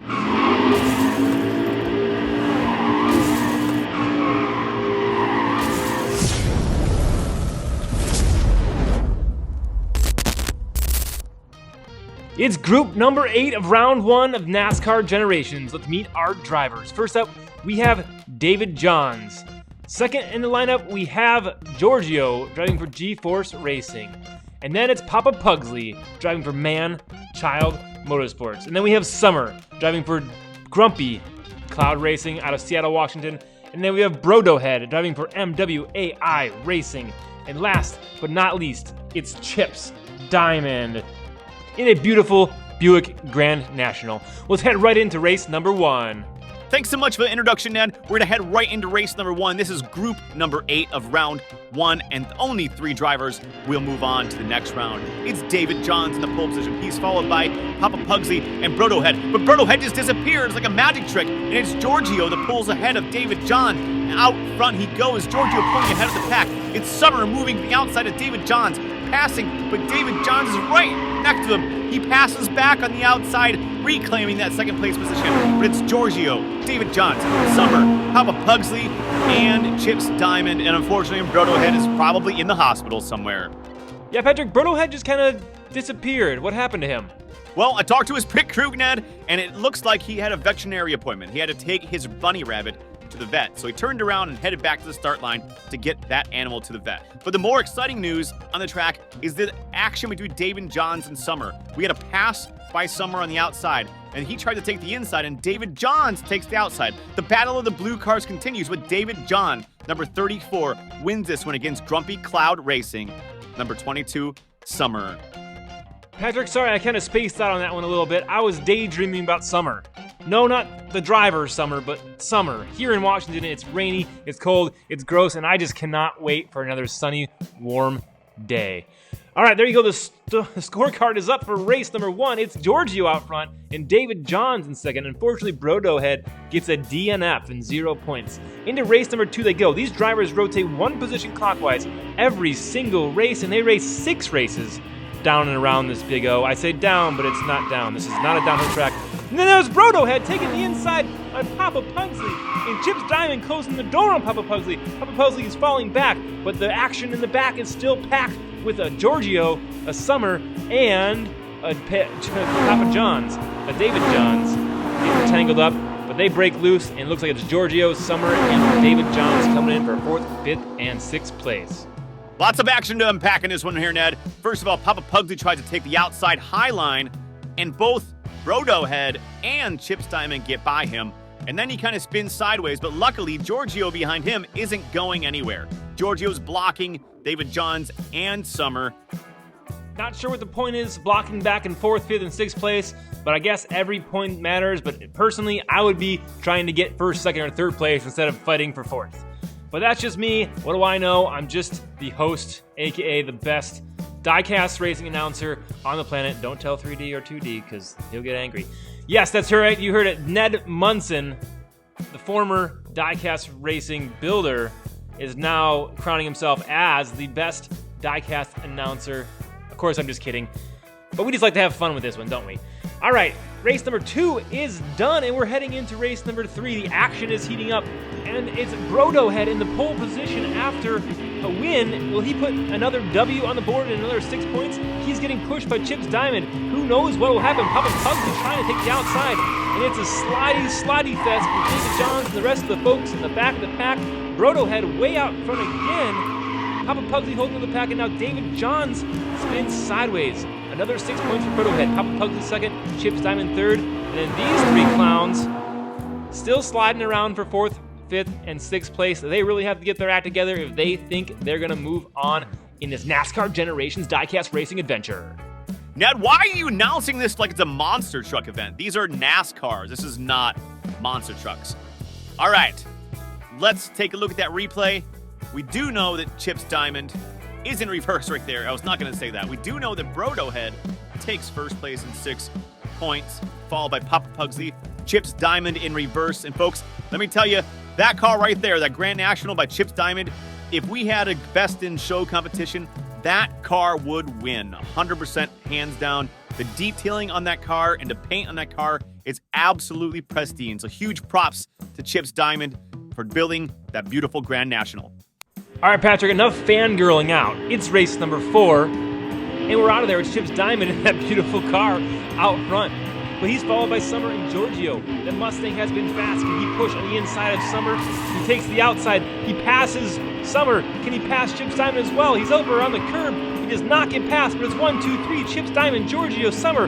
Giorgio tries to take the inside, then tries to take the outside, doing everything he can to get by Chips Diamond, but he cannot get by. Let's take a look at that replay, brought to you by Tanny Track Cars. I'm not sure why it came out like that, but it did. All right, look at Giorgio. Mustangs shouldn't be allowed. I didn't say that. We have this love-hate with Mustangs. I don't mind Mustangs, but you gotta give someone shit, right? And it's gotta be the Mustang, because it just has to be. But watch that Mustang maneuver down the track. He's looking good, but he does not pull off first place. I was rooting for him, but he was not. All right, it's a tie for first place between Chips Diamond and Giorgio. Still, who knows what's going to happen for third place? Heck, who knows what's going to happen for first and second place? We still have many races to go, and by many, I mean 2. Ned, I don't know where you learned how to count, but 2 is not many. All right, it's race number 5. We have Giorgio pushing on Summer now, but Chips Diamond takes the inside. Giorgio on the outside. Summer breaks away. Chips Diamond is flipped over. Oh my gosh. Now he's upside down, getting pushed on the track. Now Brodohead is upside down. What is happening in race number 5 of NASCAR Generations? It's getting wild out there, folks. Ooh, Patrick, I can't wait to watch this replay. I know it's the Mustang that caused all of this. It had to be the Mustang. Let's slow it down and watch it for you. We see there Chips Diamond on his roof and Brodohead on his roof. It starts right here with Summer sliding sideways. Chips Diamond tries to take the inside, but gets whacked, or he whacks somebody. And then right here, it is the Mustang, gosh darn it. The Mustang cuts off Chips Diamond, gets him up on the curb, spins him sideways, then David Johns comes and slides up underneath Chips Diamond, and in that bank turn, he slips upside down. But Brodohead is now in reverse. He somehow tries to take the inside, but there's a Chips Diamond in the way, and there's nowhere else to go except for over on his roof. It's Summer taking first place, Giorgio taking second place. Here comes David Johns. This is a slow motion replay, so I'm talking a little slower. Papa Pugsley for fourth, and as we know, there's a 0 there for fifth and sixth. Chip Diamond, Brodohead get nothing, but man, they look good with their rubber in the air. All right, into the last race we go. It's Giorgio, and we have a 3-way tie for second place. This is a nail-biter, folks. Into race number 8 we go. Who is going to come out on top? Every point matters right here in race number 8. It's Giorgio out front. David Johns following, and Papa Pugsley right behind. David Johns swerves to the outside there very aggressively and must have thrown Summer off. She spins around and was blocking the rest of the pack, but breaks loose and is now heading down the track, followed by Papa Pugsley. But it's Giorgio that takes first. David Johns second. Summer, Papa Pugsley, Chips Diamond, and Brodohead sliding across the finish line for last place. Another action-packed race here at the Big O, and this is race number 8, and where all the points matter. Every point matters in every single race, as you know, here in Diecast Racing. It's Giorgio that takes first place, and David Johns that takes second, but the third, fourth, fifth, sixth combination right here is kind of a cluster of cars, not of Fs. But what does that mean for the points? can't wait to see the scoreboard as we pull it up. Who is going to move on? I know one driver right there, Giorgio, should be moving on. He has put enough points on the board. But who takes second, who takes third, and who is going home? In just a moment, we'll take a look at the scoreboard there. I don't think it's Brodo ahead because he had 2 DNFs. And folks, Giorgio moves on, Summer moves on, and we have a tie between David Johns and Papa Pugsley. And you know what that means? Do you know what that means? It's a tiebreaker overtake challenge. Papa Pugsley starts in the back because he qualified just slightly faster than David Johns. They're out of there for race number 1. Is David Johns trying to hold off Papa Pugsley? Is Papa Pugsley going to pass in race number 1 and end it? Papa Pugsley right in his tail, but he buckles under pressure and spins around. It looks like David Johns will live to race another lap or 2 or 3 or 4 or maybe 6. I don't know how long this is going to go, but he blasted past this one. All right, now they're going to head back to the start line, and then David Johns is going to get his chance at overtaking Papa Pugsley. We know that Papa Pugsley qualified slightly faster, but his performance in this group, in this round, has been subpar. We have high hopes for Papa Pugsley. He is pulling out in front, but he spins around sideways. This is bad for Papa Pugsley. David Johns hits him and catapults him down the track. He's in reverse, and it looks like he will hold off David Johns as long as he can keep this straight while driving in reverse. Is he looking over the shoulder? Is he looking out the mirror? You never want to change the two if you are doing one or the other. You just want to keep forming it in reverse, never switch smears. Patrick, it's no secret when you're drag racing in reverse, you never want to change looking from over your shoulder to the mirror. It's going to end poorly for you. But in this case, for Papa Pugsley, he still holds on to the win and continues this overtake challenge. It's race number 3 of the overtake challenge, and Papa Pugsley is back in the back again, bumping into David Johns.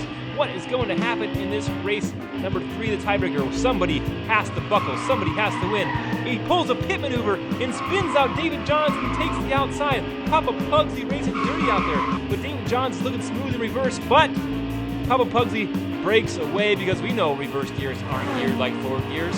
Silly drivers, you can't drive in reverse. This isn't the Fast and the Furious saga. And just like that, folks, Papa Pugsley completes the overtake after slightly a dirty move here, getting just inside that back left tire of David Johns and pushing to the outside, spinning him out.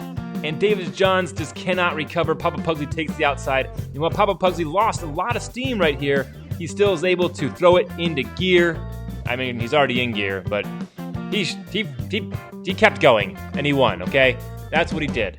He kept going and he won.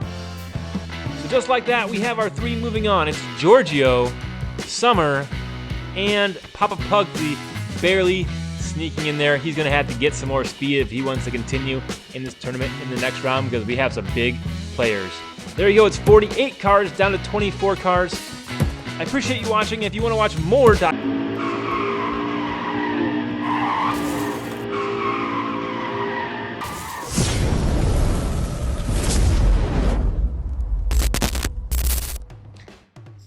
well, slap my butt and call me Susan. We're jumping right into round number 2 of the NASCAR Generations. You already know these drivers, but we're gonna introduce them again. It's Variant Senior from Variant Skunkworks. Then we have James Ironbeard from Ironbeard Customs. Third, we have Rusty King himself. And I'm pretty sure we saw paint on our track that came off of Rusty's car we had to clean up. Next is Lucas from EP Videos. And then next up in the lineup, we have Craigster Senior from Hot Nuts, or Lukewarm Nuts if they sat out too long, Diecast Racing. And last but not least, we have Fat Dad from Fat Dad Racing. And we're gonna head right into race number 1, of course. And the action, folks, in round 2 is gonna be hotter than ever, so stick around to the end. There's gonna be something in this video that you've never seen before in Diecast history. Actually, I don't even know, I just said that. What is gonna happen in this video? This is live, so I'm not even sure what's gonna happen. But it's Variant Skunkworks, Variant Senior out front. Lucas from the outside takes position number 2. James Ironbeard falls in for 3rd, but he's gonna get passed on the outside by Craigster Senior. Can Craigster Senior put the pass on? No, he does not. James Ironbeard holds him off. Variant Skunkworks, Lucas, James Ironbeard, Craigster Senior, and there's a Fat Dad that came in last. We're gonna slow it down for you. Watch that rough move that dirty move from Lucas as he cuts over, cuts off James Ironbeard and takes second place, and he holds on to second place, as we know, down to the finish line. James Ironbeard here is struggling to hold off Craigster Sr. Craigster Sr. is fast, a senior builder. The name isn't there for no reason. He is a senior builder. That's why. He's not a senior, he's a senior builder. What I'm trying to say is, it is not his first rodeo, or some people say rodeo. I don't even know because I'm not a cowboy. All right, it's Variant Senior out front with 6 points, and then Lucas from EP Videos in second place. We saw some crazy moves from Lucas in round number 1. Could he pull off those same crazy moves and move on to the next round number 3? Or will these other drivers take him down? It's James Ironbeard out front. James Ironbeard sees Variant Senior coming and cuts hard to the right, cutting him off, putting a block. He says, "You're not getting by me without a fight." And then James Ironbeard takes off like a rocket, and Variant Senior pulls a move out of James Ironbeard's book and blocks the rest of the competition. Ironbeard, Variant Senior, and then a blur of cars across the finish line we go. We're going to go ahead and slow it down for you and take a closer look at the Tiny Track Cars instant replay. Well, look who decided to join us, Patrick. Where in the heck were you? Ned, I was in the other room taking care of some business, but it does not matter. I am here now. Let's watch these races. Ha! You were taking a poo, weren't you? No comment. That's personal information. Let's go ahead and go back to the races. Patrick, it's not a big deal. Everybody poops. It's okay to talk about it. All right.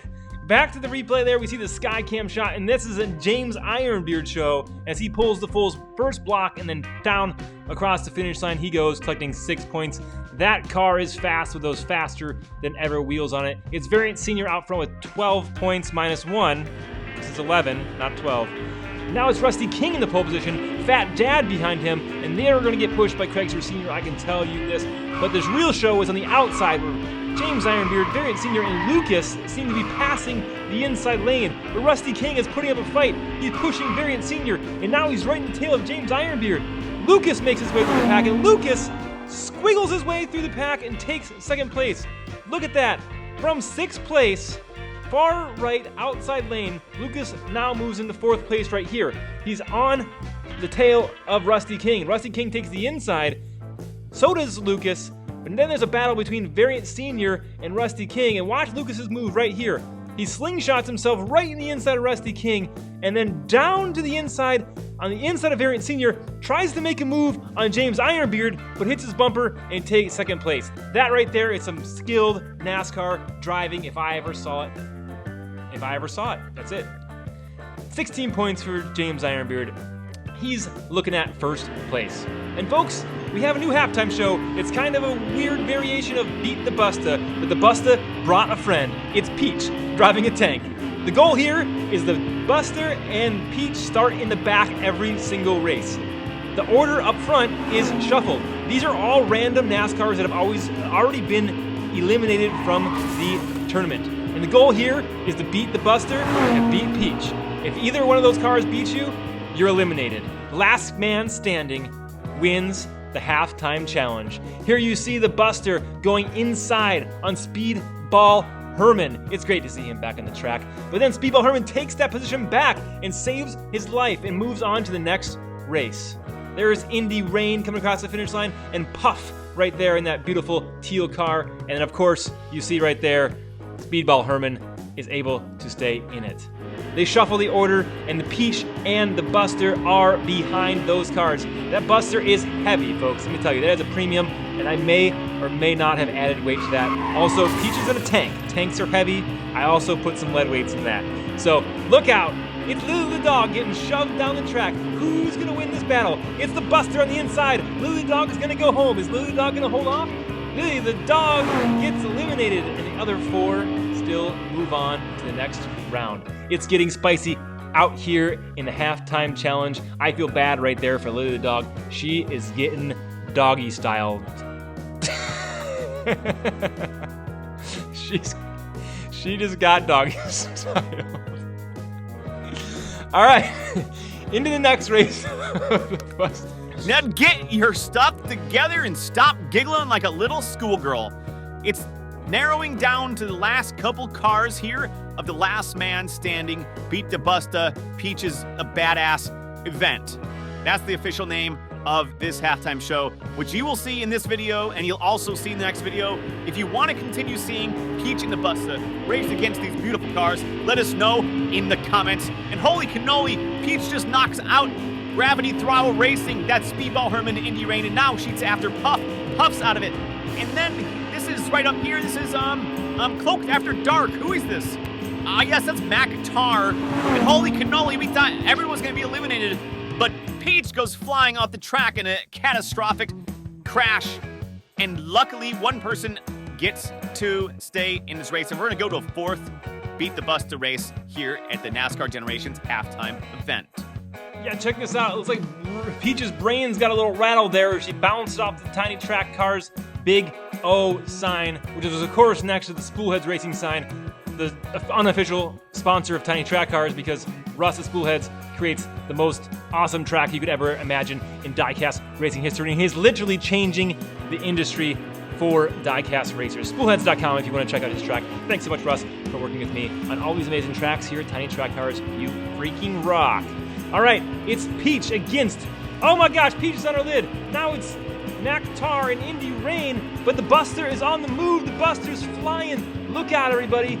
He's gaining some speed. That big old tank on the outside of McTar passes into the last turn. Indy Rain is safe, and McTar is eliminated. Indy Rain, out of Canada, is your winner of the last man standing for this race. And that's it. It's a standalone event. Congratulations, Indy Rain. You have won, my lady. And you're awesome. Thank you so much. That was a White Knuckle Motoring Speedway, Indy Rain. White Knuckle Motor Speed Shop, Indy Rain. I'm gonna get it right eventually. That's Indy Rain. Thanks, Adam. Thanks for sending your car. All right, into the next race we go. It's race number 4. And Fat Dad got his fat butt in front of the whole crew. Can he hold that position, or will he get overtaken? Craigster Sr. is putting a block on the pack. Lucas trying to squiggle his way in the inside. Craigster Sr. is backwards. Now it's a battle between Rusty King and James Ironbeard. Who's going to come out ahead in that one? It looks like James Ironbeard just slid by in the inside. And Variant Sr. takes last. That's my commentary for that race. Ship it. We're going to slow it down for you. There you see Rusty King pull his front tires off the ground because he got smashed by Craigster Sr., who spun around backwards. Now Craigster Sr. is trying to get back around again. Lucas pinches Rusty King against the side. Rusty King pulls his front tires off the ground again. That poor guy is getting beat up from every single direction, and then he gets passed by James Ironbeard on the inside. Guess who held on to first place? It's Fat Dad. Craigster Sr. gets second, and then there's the rest of the pack. It's heating up, but it's still James Ironbeard out front in a tie for second place. Who's gonna move on? There's 3 drivers moving on here in the NASCAR Generations. This is round 2, group number 1, or 9 videos out of 15 videos. Video 15 is gonna be the finals. And holy shit, whoa! Variant Sr. and Lucas slide by in the inside. I can't wait for the instant replay. I should just have a moment of silence for that awesome pass and let the instant replay play, which is gonna happen right now in just a second. All right, let's check this out. Craigster Sr. tries to take the outside, which he thinks is the faster line. Lucas sees the gap, sees the opportunity, and flies by Craigster Sr. Variant Sr. follows suit, and he takes second place. Then it's Craigster Sr. spinning around, battling with Fat Dad back here, trying to hold on to every bit of hope. But in reverse he goes, and he tries to catch up to Variant Sr. and pass, but he bumps into him probably because he's going backwards and can't see crap. I would not advise driving backwards in a circle around a big O loop. Just not a good idea. All right, going into the last race, we have Lucas with 22 and a tie between Variant Sr. for 21 points. Who's going to take second? Who's going to take third? And heck, I don't even know who's going to take first. Anything can happen. We've seen DNFs here at the Big O. But Lucas is in good shape because he is up in points and he is in the pole position, folks. And he's not looking back. He's got that clean air and he's running wild. And there you go, Variant Sr. getting passed by James Ironbeard on the outside. Some of the best passes we've seen on this track in this tournament have been by that driver right there, James Ironbeard from Iron Beard Customs. And folks, my beard is made out of hair. I'm not sure how you get a beard made out of iron, but if I had to choose a beard in my wet dream of beards, it'd probably be an Iron Beard, but it wouldn't be James Ironbeard because I'm not into that kind of stuff. But if you are, that's okay. All right, James Ironbeard does manage to get by Variant Senior on the outside in a little bump and run, but thankfully, he helped Variant Senior get spun back around and heading in the right direction down the track. Variant Senior takes third place, and something tells me he might need that point or two that he just was able to hold on to there. And there you see, like I said, you've seen a DNF. And there it is. Variant Senior moves on, James Ironboot moves on, and Lucas moves on to the next round, folks. This is getting tighter and tighter here in the NASCAR Generations tournament. Thank you for the drivers that mailed your cars in that did not make it this far. But these three are moving on. If you want to see more racing action,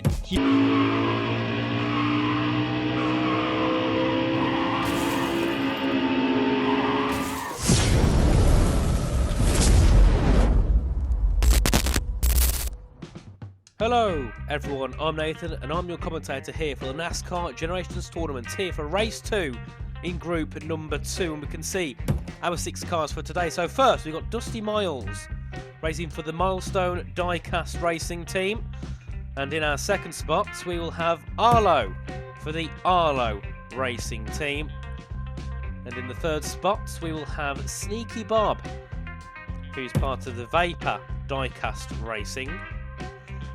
And then in spot number 4, we will have Dallas Coltrane, who's driving for the Deidre Lynn racing team. And in spot 5, we have Chicken George for NDR.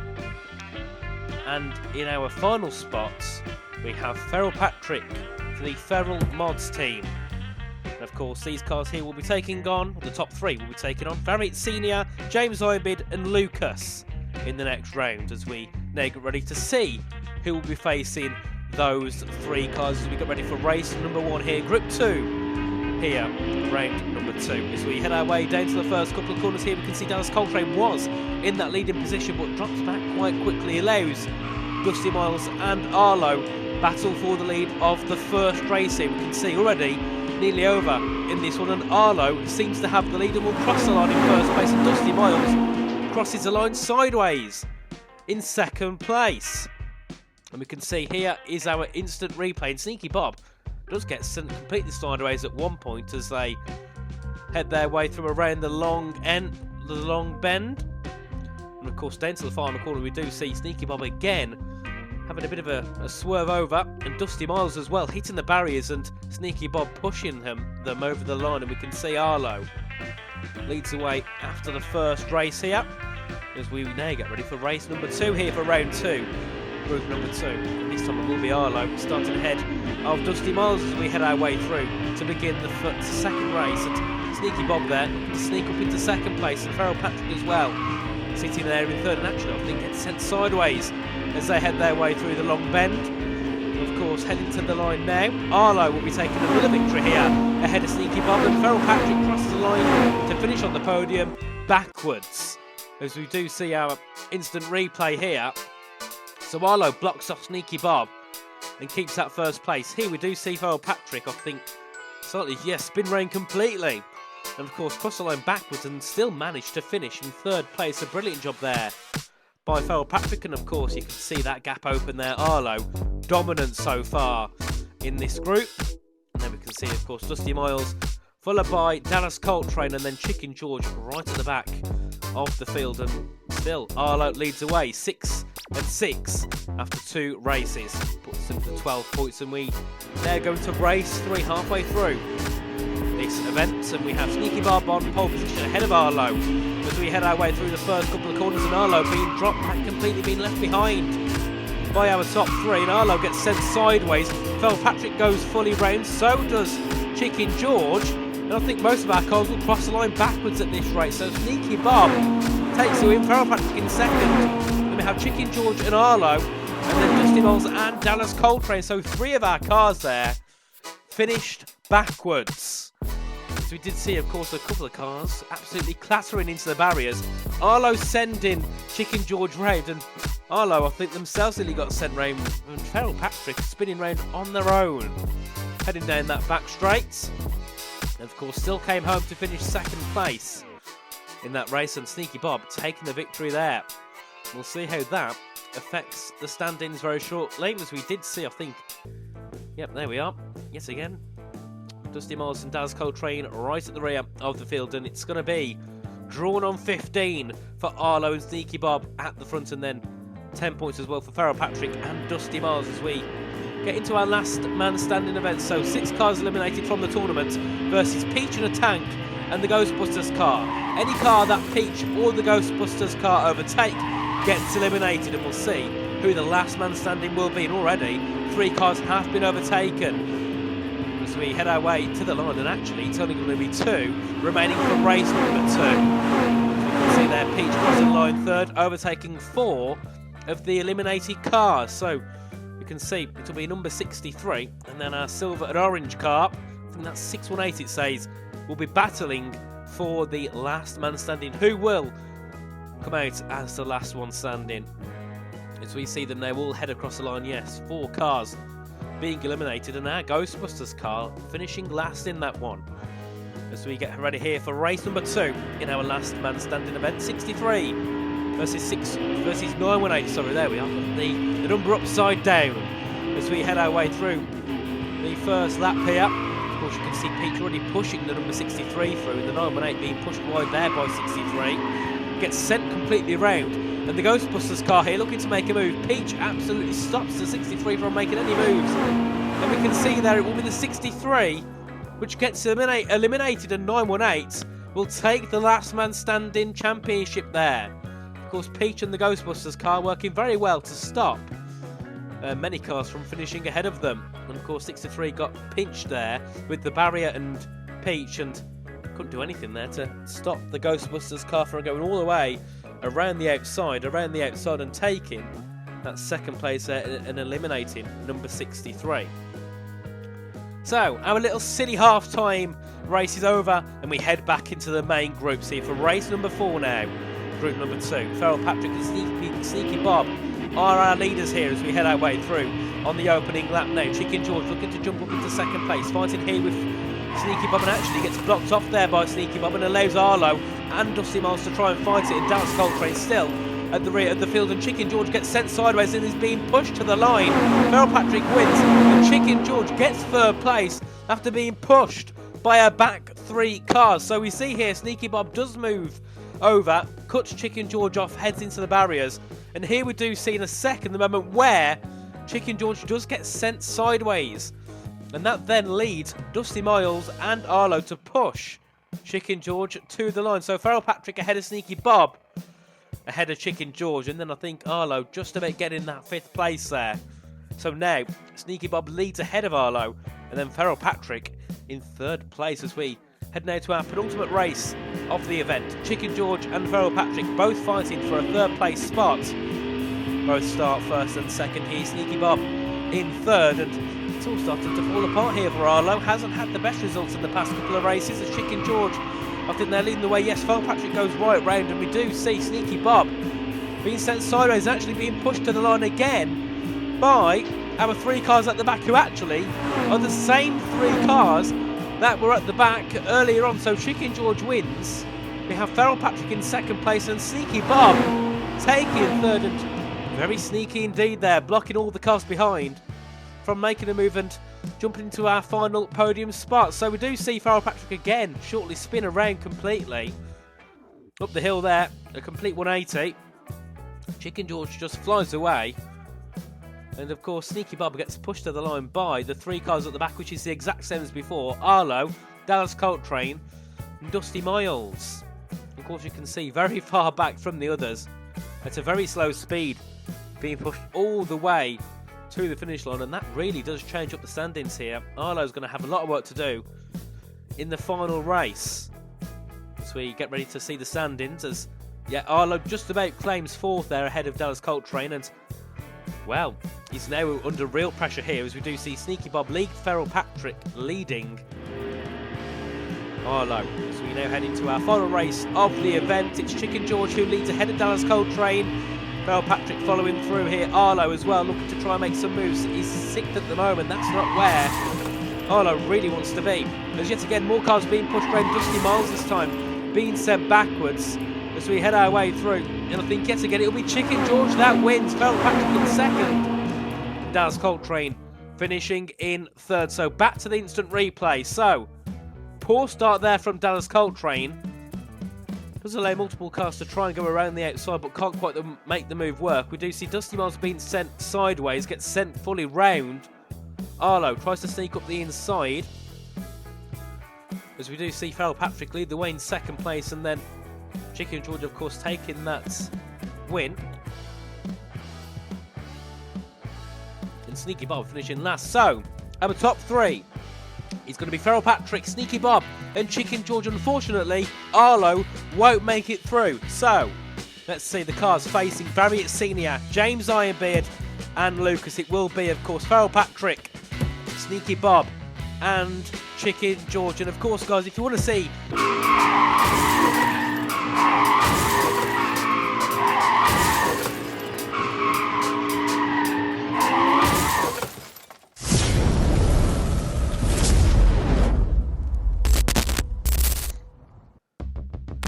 Hello everyone and welcome back to the NASCAR Generations tournament. I'm Nathan, your commentator for today, and we'll have a look at the 6 cars taking part. So car number 1 will be Daddy G for G4 Diecast Racing. Car number 2 will be Uncle Elvis taking part for Uncle Elvis Racing. Then the 3rd car will be Kester, who's driving for Wichita Diecast Racing League. The 4th car will be Kimmy, racing for ICT DRL. Our 5th car will be End Counts, racing for Chase Family Racing. And our final car will be Numskull for Numskull Racing.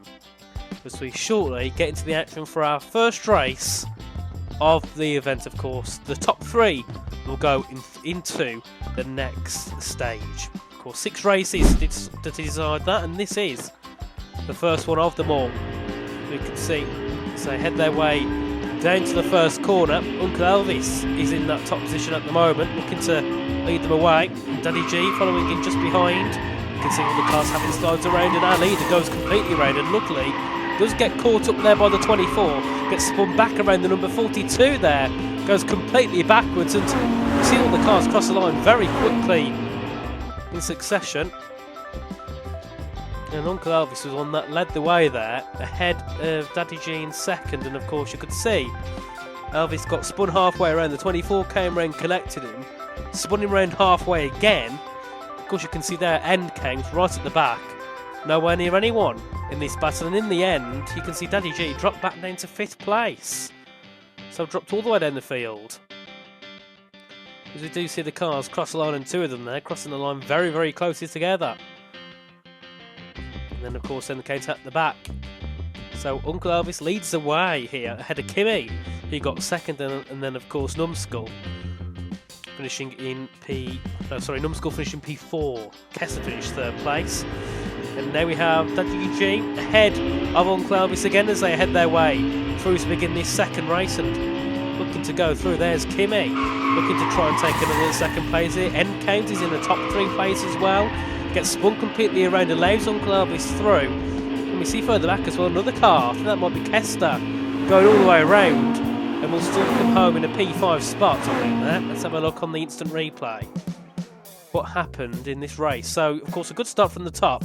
Then we could see cars dropping back, people being half spun. We can see in a moment, yep, so End Count does go half round. That allows Uncle Elvis to go through. You can see a car there being stuck behind, and nothing that they can do. I think that might be Numskull there, so it would have been Kester right at the back after that one. And then of course it was Daddy G who took the win ahead of Kimmy. And then Uncle Elvis in 3rd place. And of course that being Kester right at the back. So at the moment it is going to be Uncle Elvis and Kimmy who sit dead on 10 points as we go through to our halfway race. Race number 3. It's going to be Daddy G and Kimmy leading the way. And Kimmy gets half spun round. NK looks to go through and take the lead, can't quite do so. Daddy G and Kimmy take it again. Uncle Elvis goes around the outside, gets blocked off by Daddy G. We can see across the line the cars goes sideways, and that'll be Kester at the back once again. So this is the instant replay. And of course you can see Uncle Elvis, that'd been Kimmy in the lead. You can see Daddy G is going to drop back a little bit. End count trying to go for the move. Get to drop back themselves. Allows Daddy G to go around the outside. Uncle Elvis stays in P4 there. Of course you can see Kimmy going sideways once again, and Daddy G being clattered into the rear there by Uncle Elvis as they head their way around the top bend, and you can see their Daddy G blocking Uncle Elvis off as they all cross the line. And it was of course Kimmy that took the win sideways ahead of Daddy G.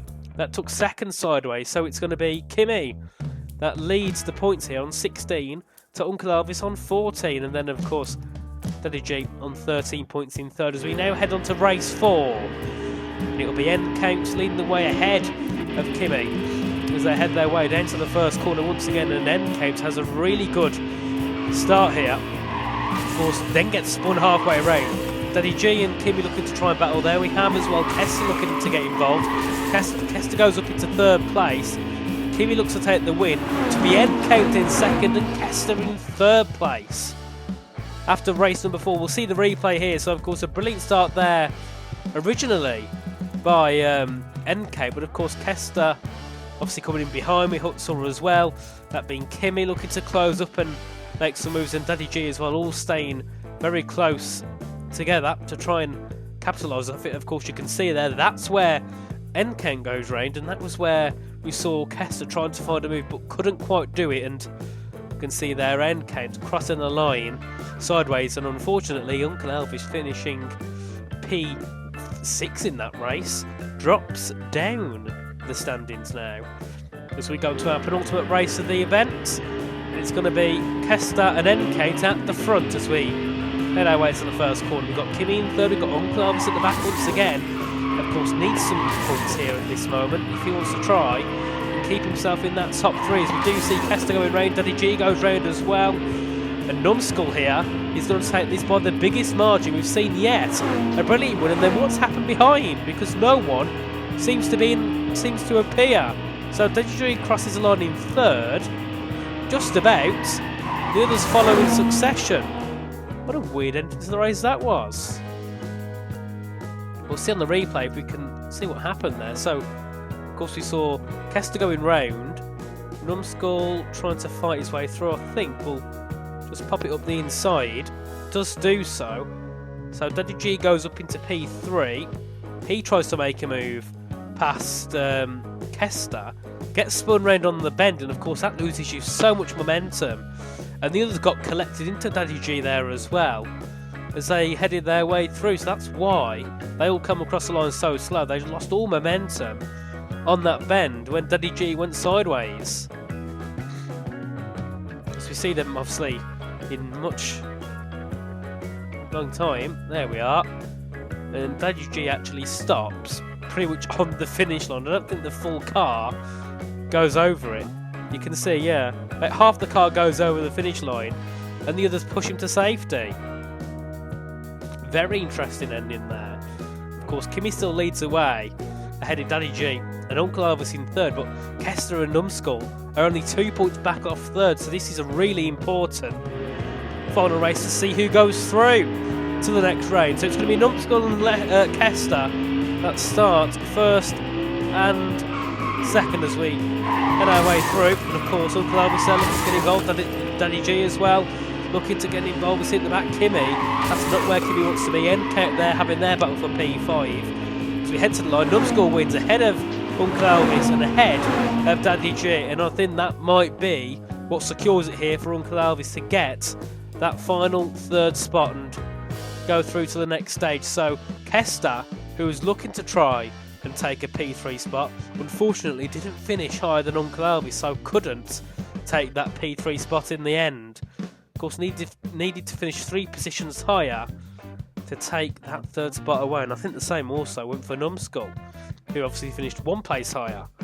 So we do see Numskull cross the line with the victory. Then we have Uncle Elvis and Daddy G crossing the line as well in third place. So we'll see how the results are. And we can see it'll be Kimmy, Daddy G and Uncle Elvis going through to the next round, and we'll see that shortly on our bracket. So, of course, after winning this event on 26 points, it'll be Kimmy. Then in second place, it was Daddy G. And then third place, it was Uncle Elvis. So, of course,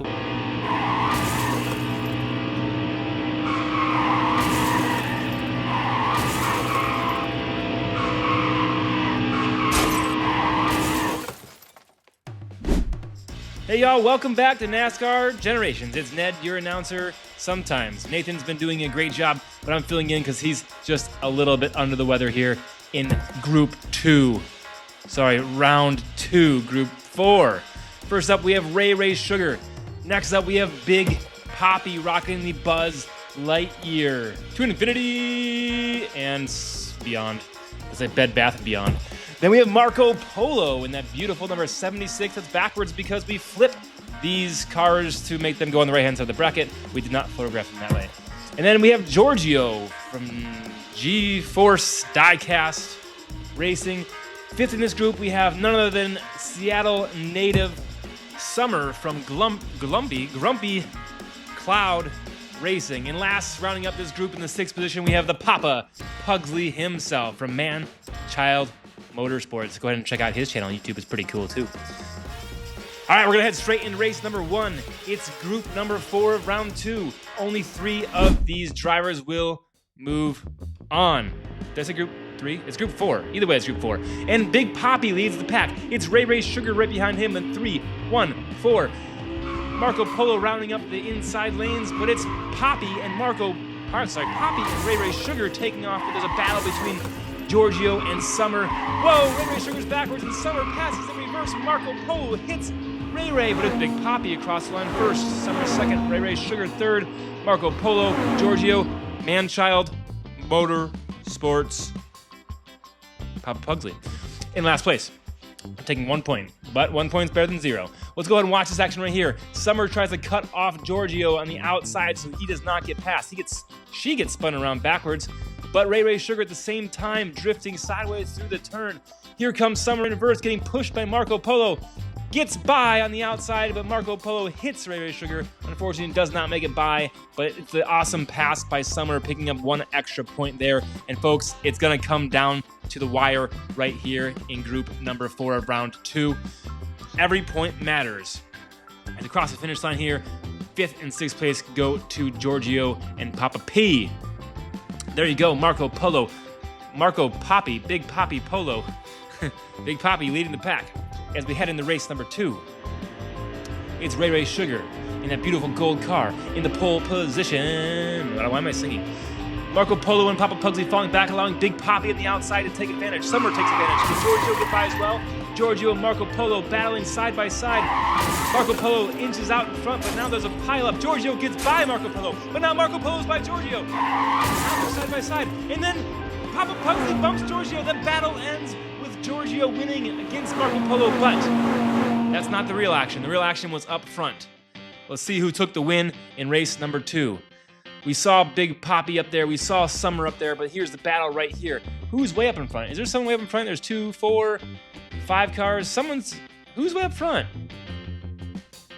We got Summer sliding sideways, Big Poppy sliding sideways, Marco Polo pushing the pack. It looks like Giorgio is not going to pass Marco Polo, but Marco Polo, unfortunately, does not get the boost by Papa Pugsley. It's Ray Sugar in first, and then a huge gap because these 5 drivers were hee-hawing around back there, but it's Summer, Big Poppy, Giorgio, Marco Polo, and Papa Pugsley bringing up the back of the pack again. Papa Pugsley, your car looks beautiful, man, but that's not all that matters here. You got to go fast. You got to get going. If you want to get some points, you got to move past some other cars. Into race number 3 they go. Man, I had a bunch of coffee before I did this announcing. My mouth's getting really dry. I'm going to have to pause for a moment, but let's get right back into the action. Ray Sugar again putting a big pass on Marco Polo out in front. Where is the rest of the pack? They're piled up again. Papa Pugsley caused them to pile up. They break loose. It's Big Poppy. Holy cannoli, the cameraman hit the track. That was actually absurd. We got a little dizzy there. I'm sorry for that. This is real racing, folks. This is not staged racing. If I happen to hit the track, the show must go on. The camera just jarred a little bit sideways there, but was back. Luckily, we cut to that finish line camera. That's why we have multiple cameras on this track in case of a technical difficulty like that. It's those two out front, Ray Ray Sugar and Marco Polo, but the real action is back in the back with Papa Pugsley putting a block on these other three drivers. He says, if I can't beat them, I might as well block them. That's actually if you can't beat them, block them. That's the expression. If a watch pot never boils. So don't watch it, or else you're never going to finish first. Big Papi coming in last place in that race. It was not Papa Pugsley this time. Congratulations, Papa Pugsley, for passing some people. Whoa, sorry, there's still people coming. Big Papi didn't get last. I forgot there was such a large gap between first and second and the rest of them that I thought the race was actually over. All right, heading into group number 4, race number 4 of group 4. They rotate one position clockwise, and now it's Papa Pugsley's chance in the pole position. He needs to put 6 points on this board. He's looking so good so far, but he spins out immediately, causing a little bit of a wreck there. Then Giorgio spins around, pulling a move out of Papa Pugsley's book, but he's able to keep it under control in reverse. Marco Polo's in reverse. Look at that. Oh, I was going to say everyone's going to finish in reverse, but Papa Pugsley spun back around. Last across the finish line, we have a close battle between Summer and the big old Big old Papi. Just Big Papi. Big Papa Pugsley was first in reverse. There they go down the track. Giorgio spinning around. Marco Polo trying to make a move, but Giorgio gets hit by Ray Ray Sugar, pushing him again past Marco Polo for the second race in a row. Giorgio gets the assist by another car, and Marco Polo is on the receiving end of that. By receiving end, I mean not the receiving end of the hit, but the receiving end of the getting past. Papa Pugsley first, Giorgio second, Marco Polo third, Ray Ray Sugar coming in for 4th place, and then 5th and 6th, it looks like Summer, and then Big Papi Seed. All right, we have Ray Ray Sugar out front in a tie for second between Big Papi, Marco Polo, and the other 3 drivers not far behind, folks. 2 races to go, and it's still anyone's game here in the NASCAR Generations. Group 2, Group 4, Round 2, 1, 2, 3, 4, 5, 6, 7, 8, 9, 10. It's Giorgio out front. Marco Polo pushing Papa Pugsley. That's sideways again. Papa Pugsley again says, if you can't beat him, block him. That's his. I'm gonna print out stickers for Papa Pugsley and mail it to him, and says, if you can't beat him, block them, and then spin around and go backwards and laugh at them as you cross the finish line in reverse ahead of positions 3, 4, 5, and 6. Papa Pugsley gets second in reverse after putting a massive block on the rest of the pack. It's Giorgio that walked away with this one. No contest for him because Papa Pugsley was doing the work back there for him, letting him have plenty of room to take 6 points in race number 5. There you see the pack breaking loose a little bit, just slightly here. He thought he was going to get loose, but then Summer Pan spins him back around, and this is where he breaks free, throws it in reverse, and crosses the finish line, staring Summer and Marco Polo in the eyes in a non-sexual way. Just like a normal way, staring deeply into someone's eyes. Into race number 6 we go. It's Ray Ray Sugar out front. Giorgio sneaking in there, and Marco Polo up there, but not far behind. It's Papa Pugsley. Can Papa Pugsley put enough points on the board in this one to move on? He's been blocking. He's been fighting hard, but he's been slower. Will he have enough to move on? He's on the outside middle lane. It's Summer out front. Big Papi in second. Ray Ray Sugar putting a block on Giorgio. Sliding around backwards. There's the action right there between Ray Ray Sugar, Giorgio. Oh, then it's Marco Polo smashing into Ray Ray Sugar, passing Giorgio and passing Papa Pugsley. Oh my gosh, then it's Ray Ray Sugar in reverse around the outside of Summer and Big Papi taking first place. Holy cannoli! That was absolutely amazing. That's the NASCAR Generations action we like to see on this nice wide track designed and made by Russell, not Russell Wilson, Russell Brand. No, Russell at Spoolheads. Spoolheads track has made this whole track for us. Thank you so much for Spoolheads. In the description, I will leave a link to Spoolheads track. Go ahead and check them out and order your own badass Hot Wheels 3D printed track. Don't say Hot Wheels. You can't say Hot Wheels. It's just a diecast racing track because Hot Wheels is trademarked. Don't ever say it. Ray Sugar making the pass. It looked like Marco Polo wanted to pass as well, but did not have enough to get outside. He takes 4th place after Summer going in reverse, Big Poppy, and then we see trickling across the finish line, Giorgio and Mr. Papa Pugsley. It's Ray Sugar moving on, it's Marco Polo moving on, and it's Summer moving on, tied with Marco Polo with 21 points. Ray Sugar walking away with this one. We'll move them into the bracket. They will go up next round against Uncle Elvis, Daddy Jizzle, and Mr. Kimmy, Mrs. Kimmy, I think, herself.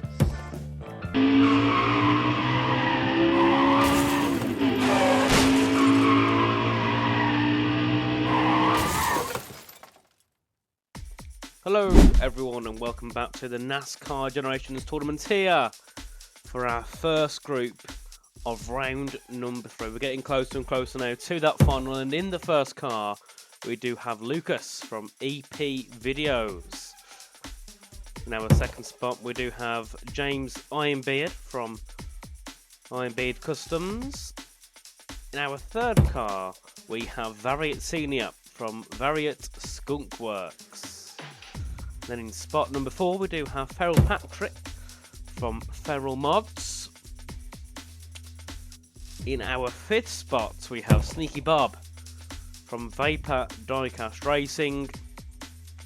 And then finally we have Chicken George here in the 6th spot. So not long to go now. So we get underway for round number 3 and our first of 2 groups taking part to try and get to round number 4.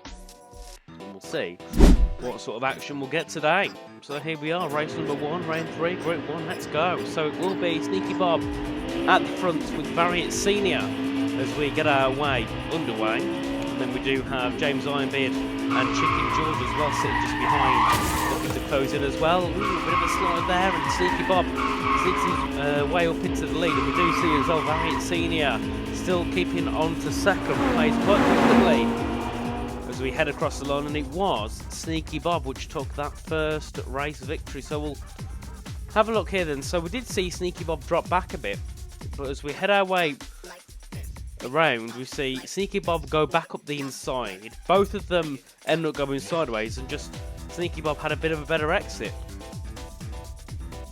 As we do see Chicken George as well come through in 3rd, and I think keep that 3rd spot all the way to the end of the race. And it will always be hard to tell between Chicken George and James Ironbeard, being as they've got very similar cars.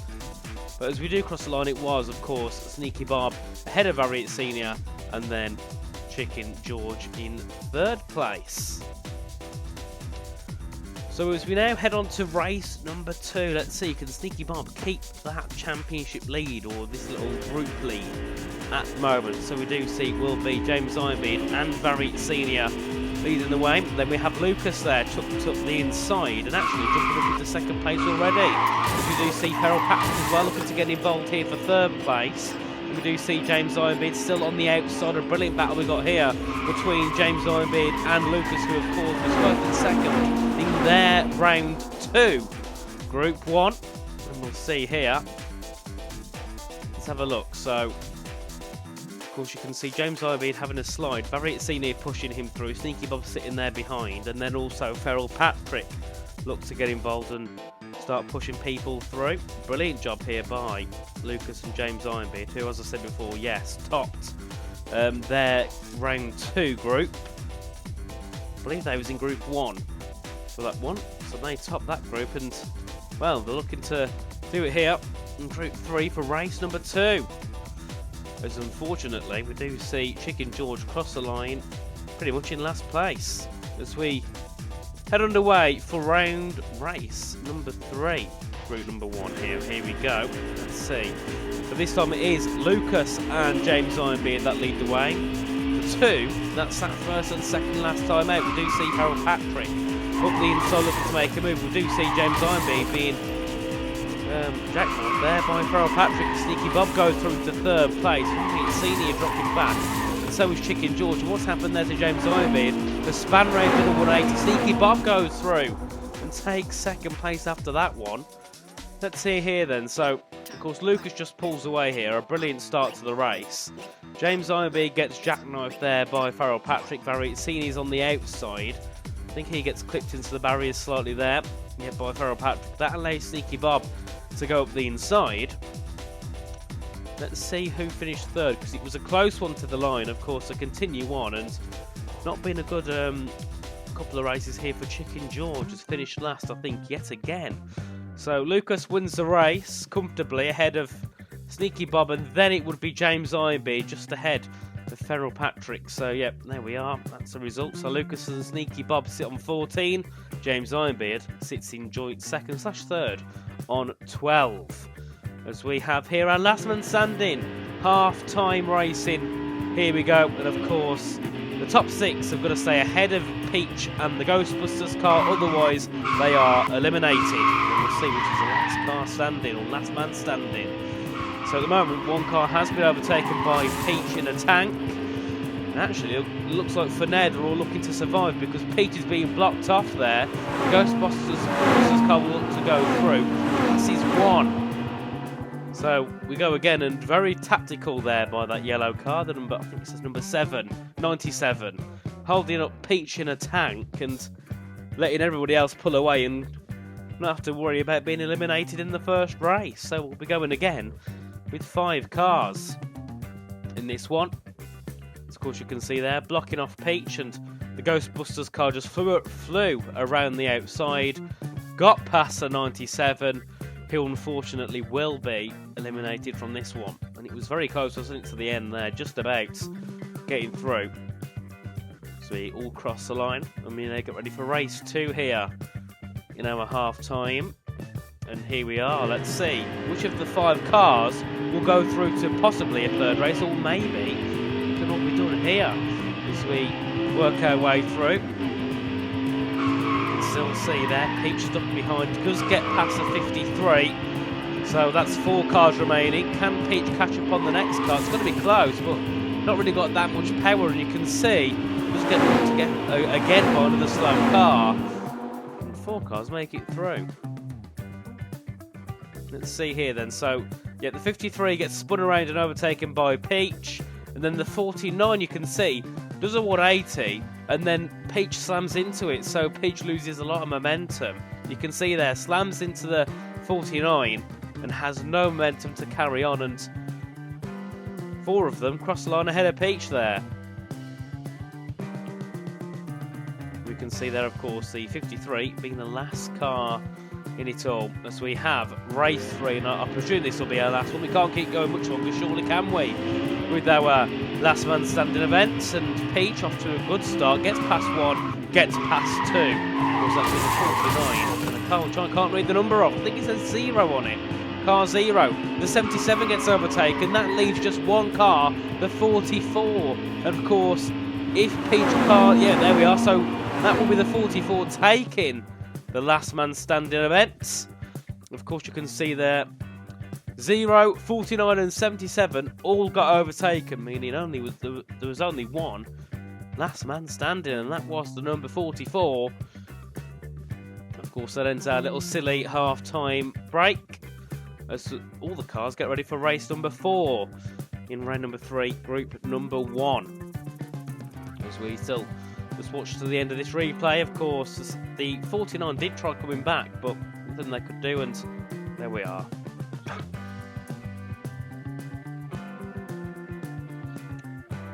We get going again here for race number 4. Let's see what happens in this one then. So, it will be Farrell Patrick and Lucas that sits at the top as we head our way through. And of course, this is perfect for Lucas to be starting in that second place. As we do see there, Chicken George chopping the rest of the field off, and none of them can fight for that first place. Lucas has comfortably jumped into third. Chicken George gets absolutely sideswiped by Lucas as we head our way through. So it'll be Farrell Patrick with a win, then Chicken George, then it will be Lucas in third place, and following in behind very slowly, we'll see our 4th, 5th and 6th place cars. So Sneaky Bob crosses the line in 4th, Variazzini in 5th.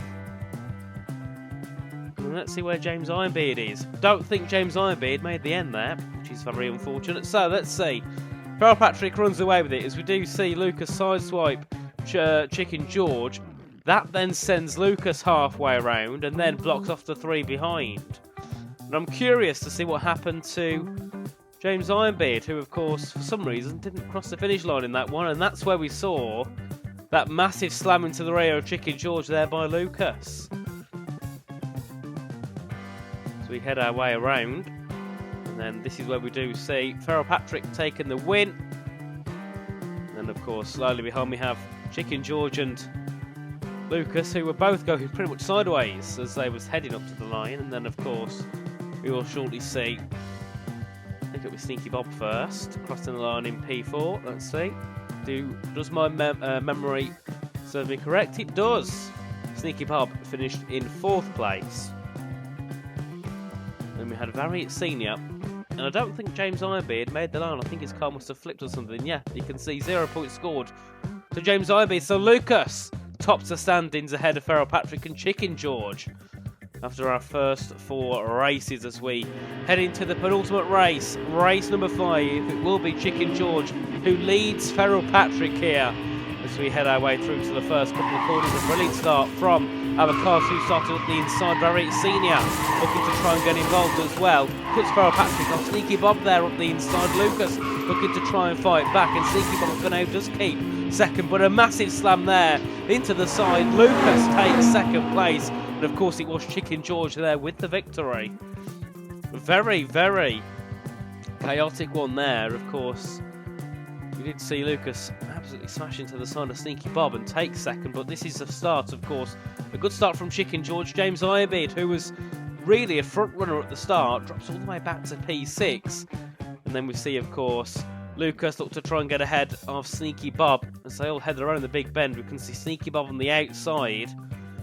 Lucas here looks to get involved now. Of course, a massive slam into the side of Sneaky Bob. Bosh! Straight through goes Lucas, and then James Ironbeard looking to follow through as well. So, of course, Chicken George finished in P1, and then it was Lucas and I think just about Sneaky Bob in 3rd. So, yeah, Lucas, Sneaky Bob and Chicken George, our top 3. Of course, a poor race there for Feral Patrick, dropping out that top 3. As we head into the final race, let's see who will be our top 3 heading in, or top 2 heading into round number 4. So we head our way through. A good start here by Sneaky Bob. Of course, we can see Chicken George on the outside for James Ironbeard as well. Up the inside, jumps up into 2nd place, jumps up into 1st place. Does James Ironbeard. As we head our way to the line, a brilliant race there by James Ironbeard, jumping up to the top. And then, of course, it was quite interesting behind. So we can see Sneaky Bob there in 2nd place, Chicken George in 3rd with Variant Senior. As James Ironbeard, you can see, just pushes past 1. And then, of course, getting past Chicken George there, those 2 side by side. Jumps up into 2nd and then just slides past around the outside of Sneaky Bob and jumps into 1st. So brilliant job there by James Ironbeard. And we'll see, of course, Sneaky Bob in 2nd place and then Chicken George finishing in 3rd with Lucas 4th, Variant Senior 5th and Feral Patrick in P6. So it's going to be Lucas and Sneaky Bob both on 26 points ahead of Chicken George, who's in 3rd place, 2nd on points. So we head our way through to round 4 shortly. We'll see who's going to make it through. It will be Lucas, Sneaky Bob, and finally it will be Chicken George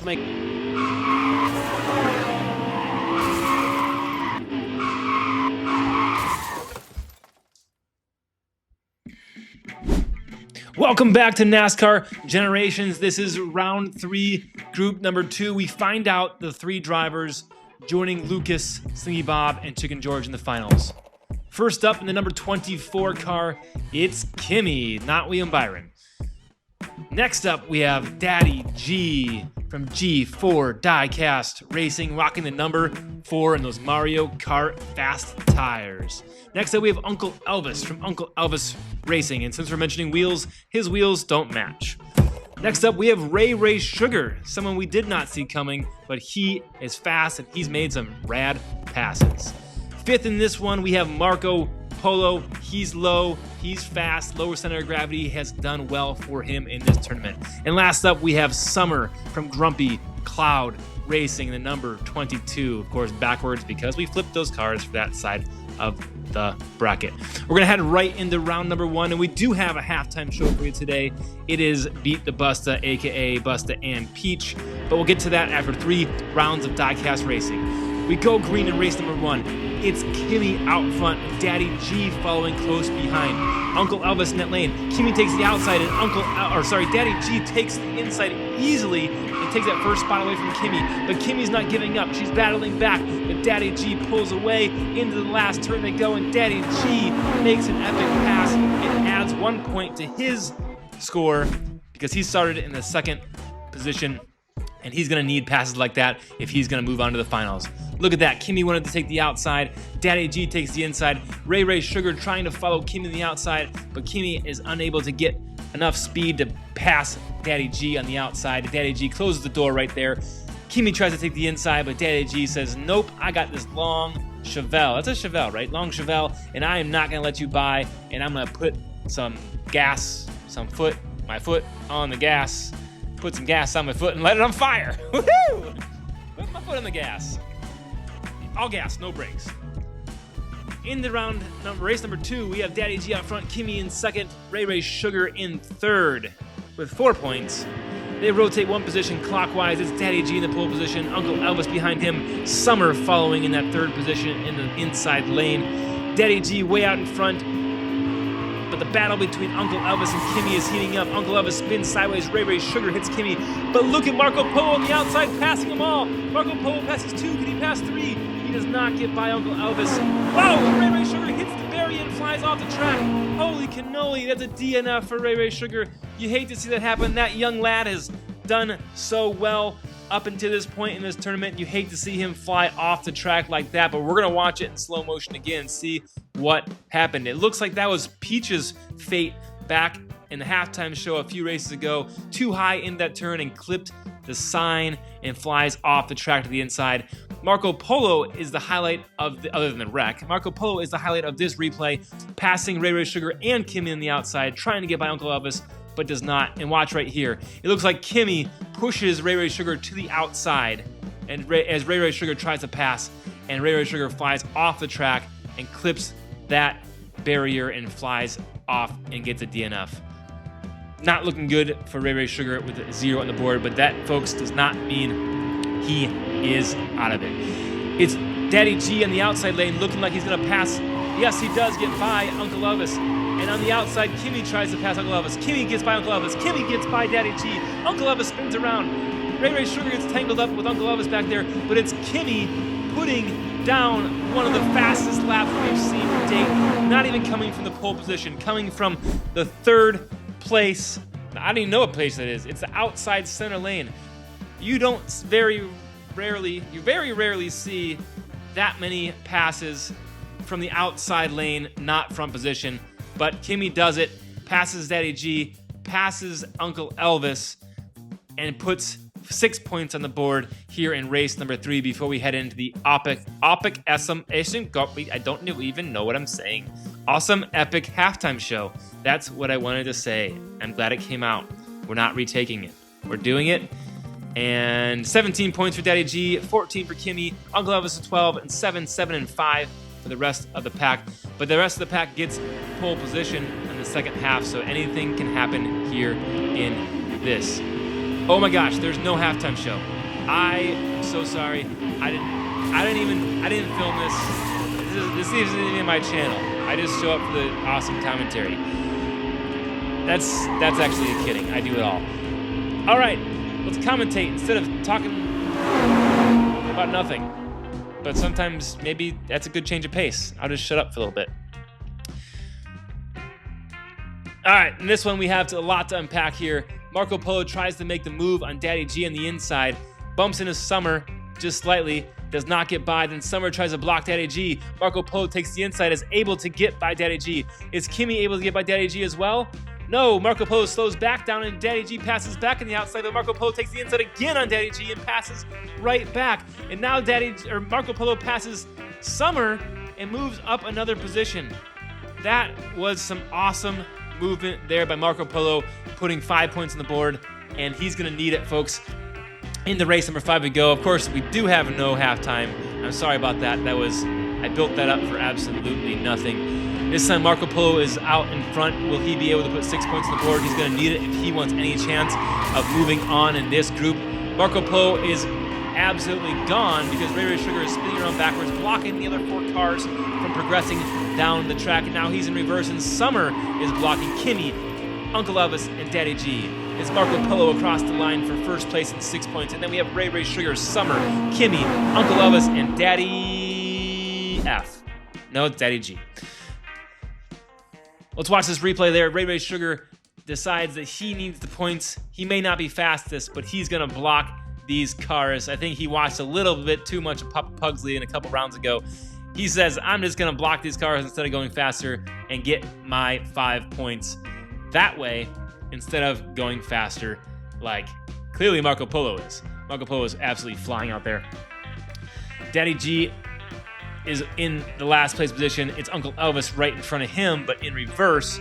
Kimmy sliding sideways, slowing down Uncle Elvis and Daddy G as they come down into the finish line. Again, Marco Polo takes 6. That's 1 more than 5. 6 points, and then Ray Ray Sugar takes 5. 4 for Summer, 3 for Kimmy, 2 for Uncle Elvis, and 1 for Daddy G. And going into the last race, it's 20 points for Uncle Elvis, 18 for Kimmy, 21 for Daddy G. Marco Polo has a chance. Will he be able to take... Oh, he's on the outside front position. If he can place better than a couple drivers, he has a chance of moving on. But Marco Polo falls back, and it's Ray Ray Sugar, Kimmy, and Daddy G flying out in front. Marco Polo is going to need to pick up the pace and pass some drivers if he wants to move on. It's Kimmy sliding sideways into Ray Ray Sugar. Ray Ray Sugar takes first. Daddy G passes on the last straightaway, last curve, last part of the track, he just passed. Watch this move by Daddy G. He's currently in the 3rd position. Ray Ray Sugar and Kimmy are battling back and forth. They don't even see Daddy G coming from the outside. Watch this right here. Daddy G absolutely flying. That's turn number 2. Turn number 3, whatever turn that is. This is 4 turns, but really we only make believe it's 2. Daddy G right on the outside, passing Kimmy, and he looks like he wants to pass Ray Ray Sugar too, but Ray Ray Sugar slides sideways and blocks him and crosses the finish line with 6 points. Ray Ray Sugar really needed that point, but Ray Ray Sugar and Marco Polo fall short to Kimmy, Daddy G, and Uncle Elvis, who are moving on. Folks, if Ray Ray Sugar would not have DNF'd, he most likely would have moved on. But we have Uncle Elvis moving on, William Byron, aka Kimmy, and Daddy G, Uncle Elvis.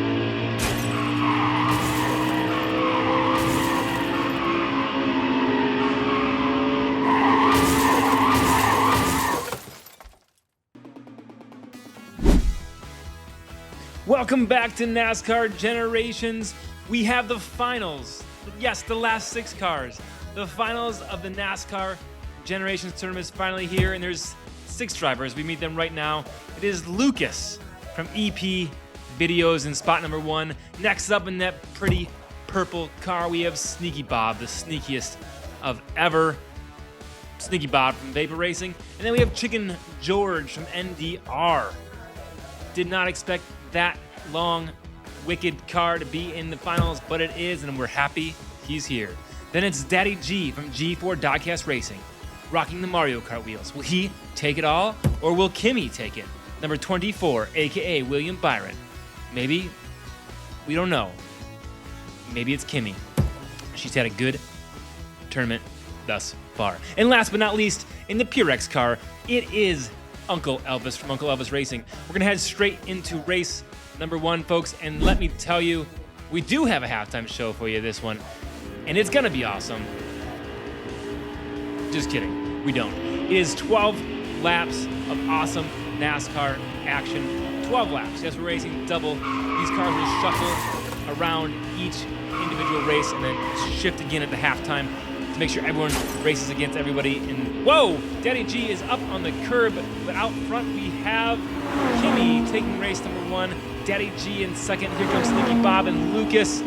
And then rounding up the pack, it's Chicken George and Uncle Elvis spinning around spinny dinny do across the finish line he goes.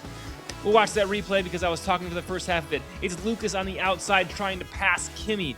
Cannot get by. Daddy G cuts off Lucas. Sneaky Bob smashes into Lucas, and he is sideways, backwards, all over the place. Daddy G all by himself tries to run up on the curb and sabotage his chances of winning, but he recovers and takes second place right after Kimmy. Kimmy. That's it. Right after Kimmy. End of sentence. Period. Daddy G, Sneaky Bob, Lucas, and here comes Chicky George, and Uncle Elvis in last place. We head right back to the start line.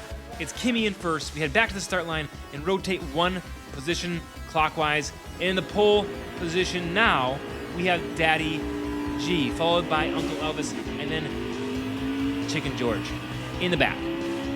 Who will come out on top? Daddy G taking off, but it's Kimmy on the outside passing Uncle Elvis. Kimmy pushing through. Kimmy on the outside, Lucas on the outside. Lucas is by Uncle Elvis. Lucas on the inside. Lucas, will he be able to get by Daddy G and Lucas in second? Watch that replay. Lucas is moving and grooving out there, but the real assist is by Kimmy. Lucas was drafting off of Kimmy right here, as you see Daddy G spinning around sideways. Kimmy hits Daddy G. Lucas still drafting. Look at him back there, drafting next to Uncle Elvis. Daddy G in reverse, and then right there, Lucas takes the inside, slingshotting himself around Kimmy, and then Kimmy runs into Daddy G just slightly right here. Nope, he doesn't, but does get cut off by Lucas as he crosses the finish line. In first place, we have Daddy G with 11 points. Folks, let me tell you, it's gonna be a close one. 12 laps of chaos in the Big O Stadium. It's Uncle Elvis out front.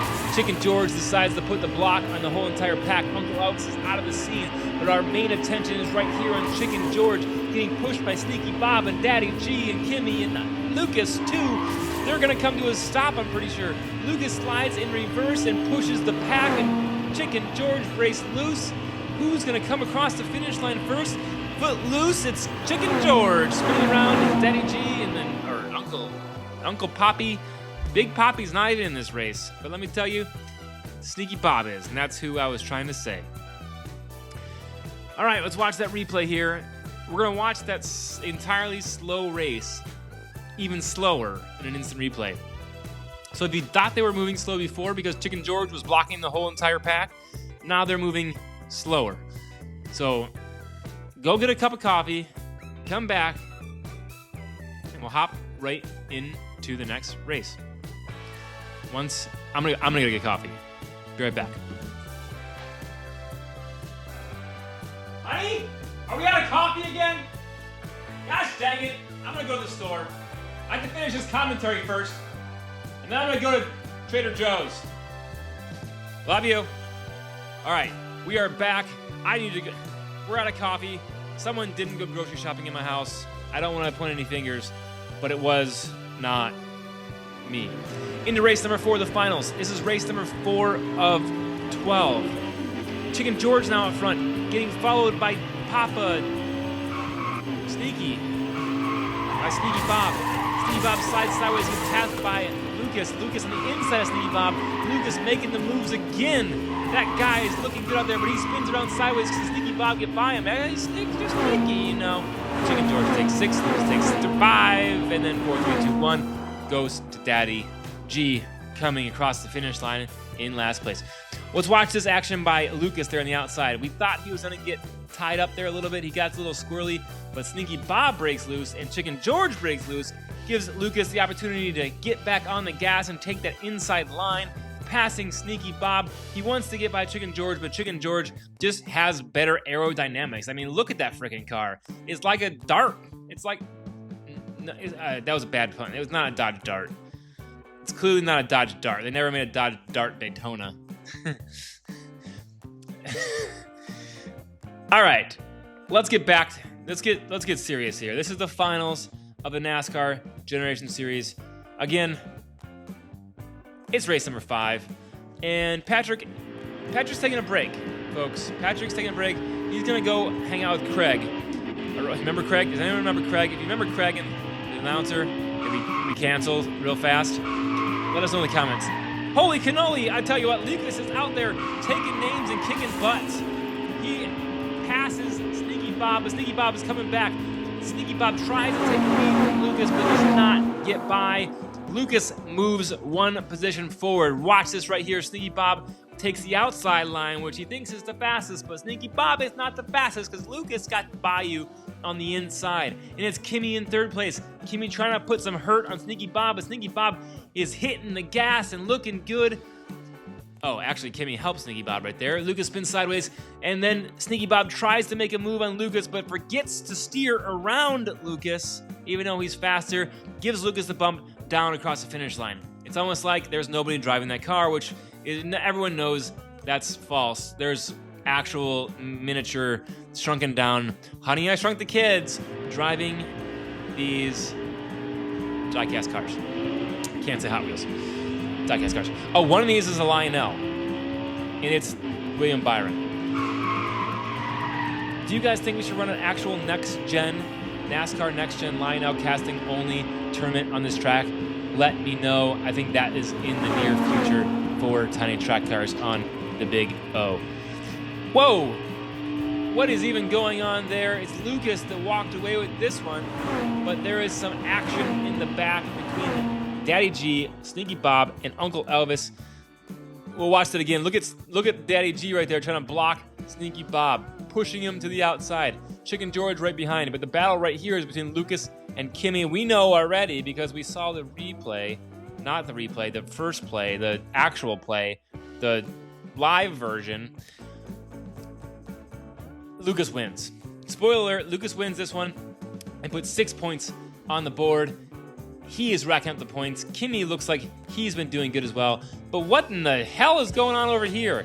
We have a pile up from Daddy G, freaking Daddy G, Uncle Elvis, and Sneaky Bob.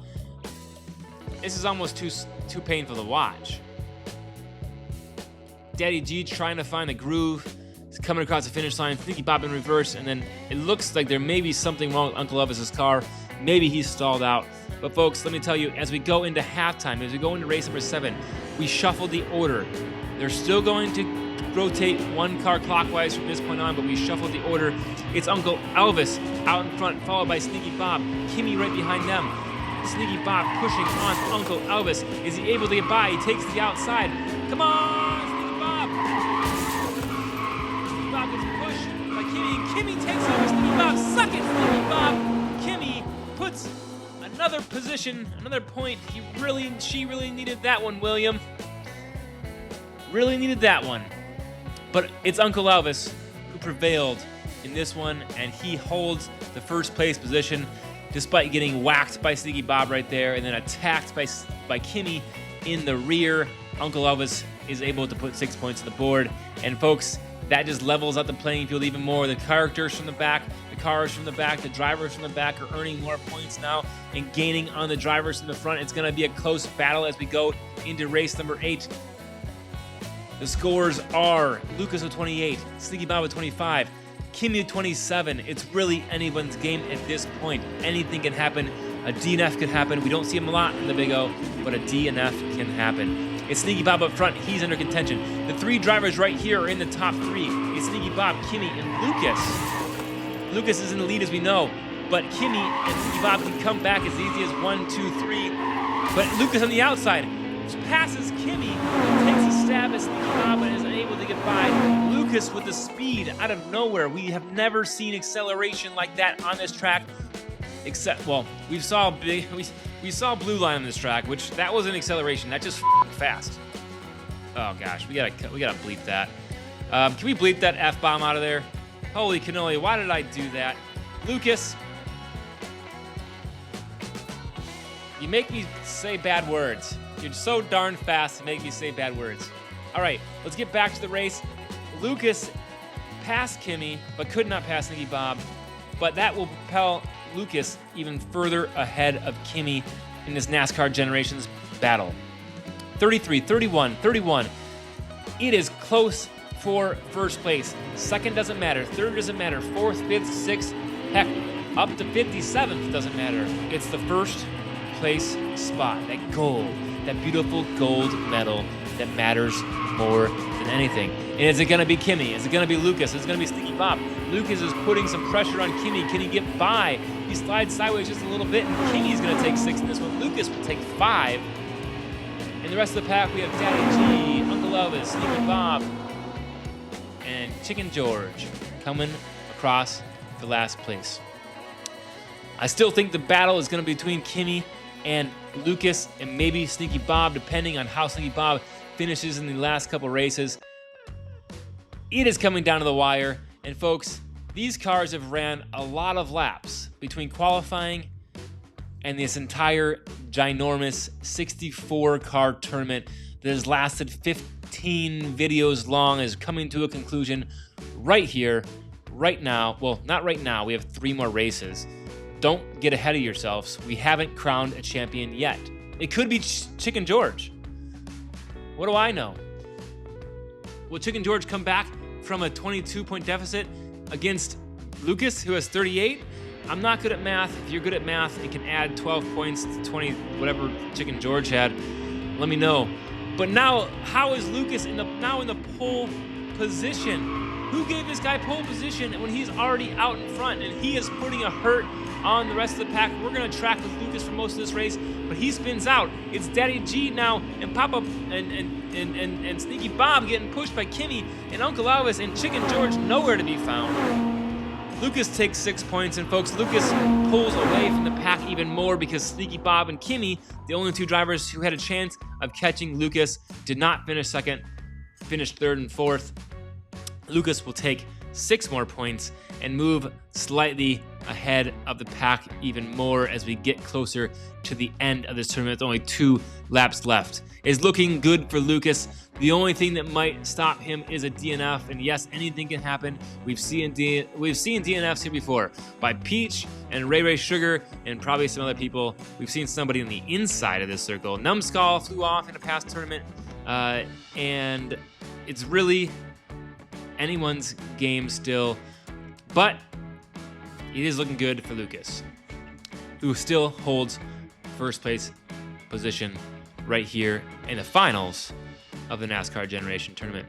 I just want to thank you guys so much. If you followed along every single race of the NASCAR Generations, all 15, plus the 2 qualifying videos. By 2 qualifying videos, I mean there was 3 qualifying videos. I want to say thank you. I really, really appreciate you guys taking the time to watch these tiny track car videos. I'm trying to think of another word that means genuine. I genuinely love diecast racing. I love the filming. I love the excitement. I love the races.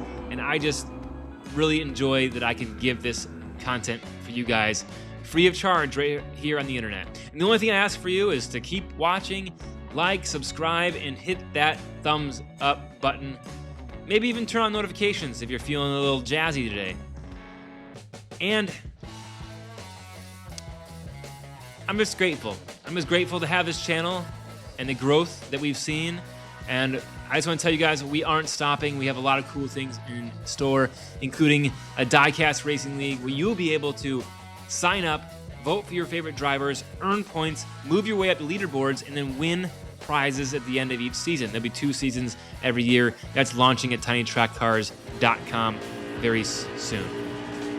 All right, into race number 12. It looks like Lucas might walk away with this one. The only people who have a chance of catching him are Kimi and Sneaky Bob, but it's Chicken George holding up the whole entire pack, looking like, oh, Daddy G snuck by on the outside. Looks like Sneaky Bob is passing on the inside. Does Sneaky Bob have enough? I don't even know who finished 2nd, 3rd, 4th, and 5th. That was one big, massive pack of cars right there. And that's what we like to see in the NASCAR Generations. Not just NASCAR Generations. That's what we like to see at the Big O in general, is one tight wad of cars coming down the track. Next up, we have a GT tournament on this track. And folks, we took out these 88 millimeter straightaways and swapped them out with 100 millimeter straightaways.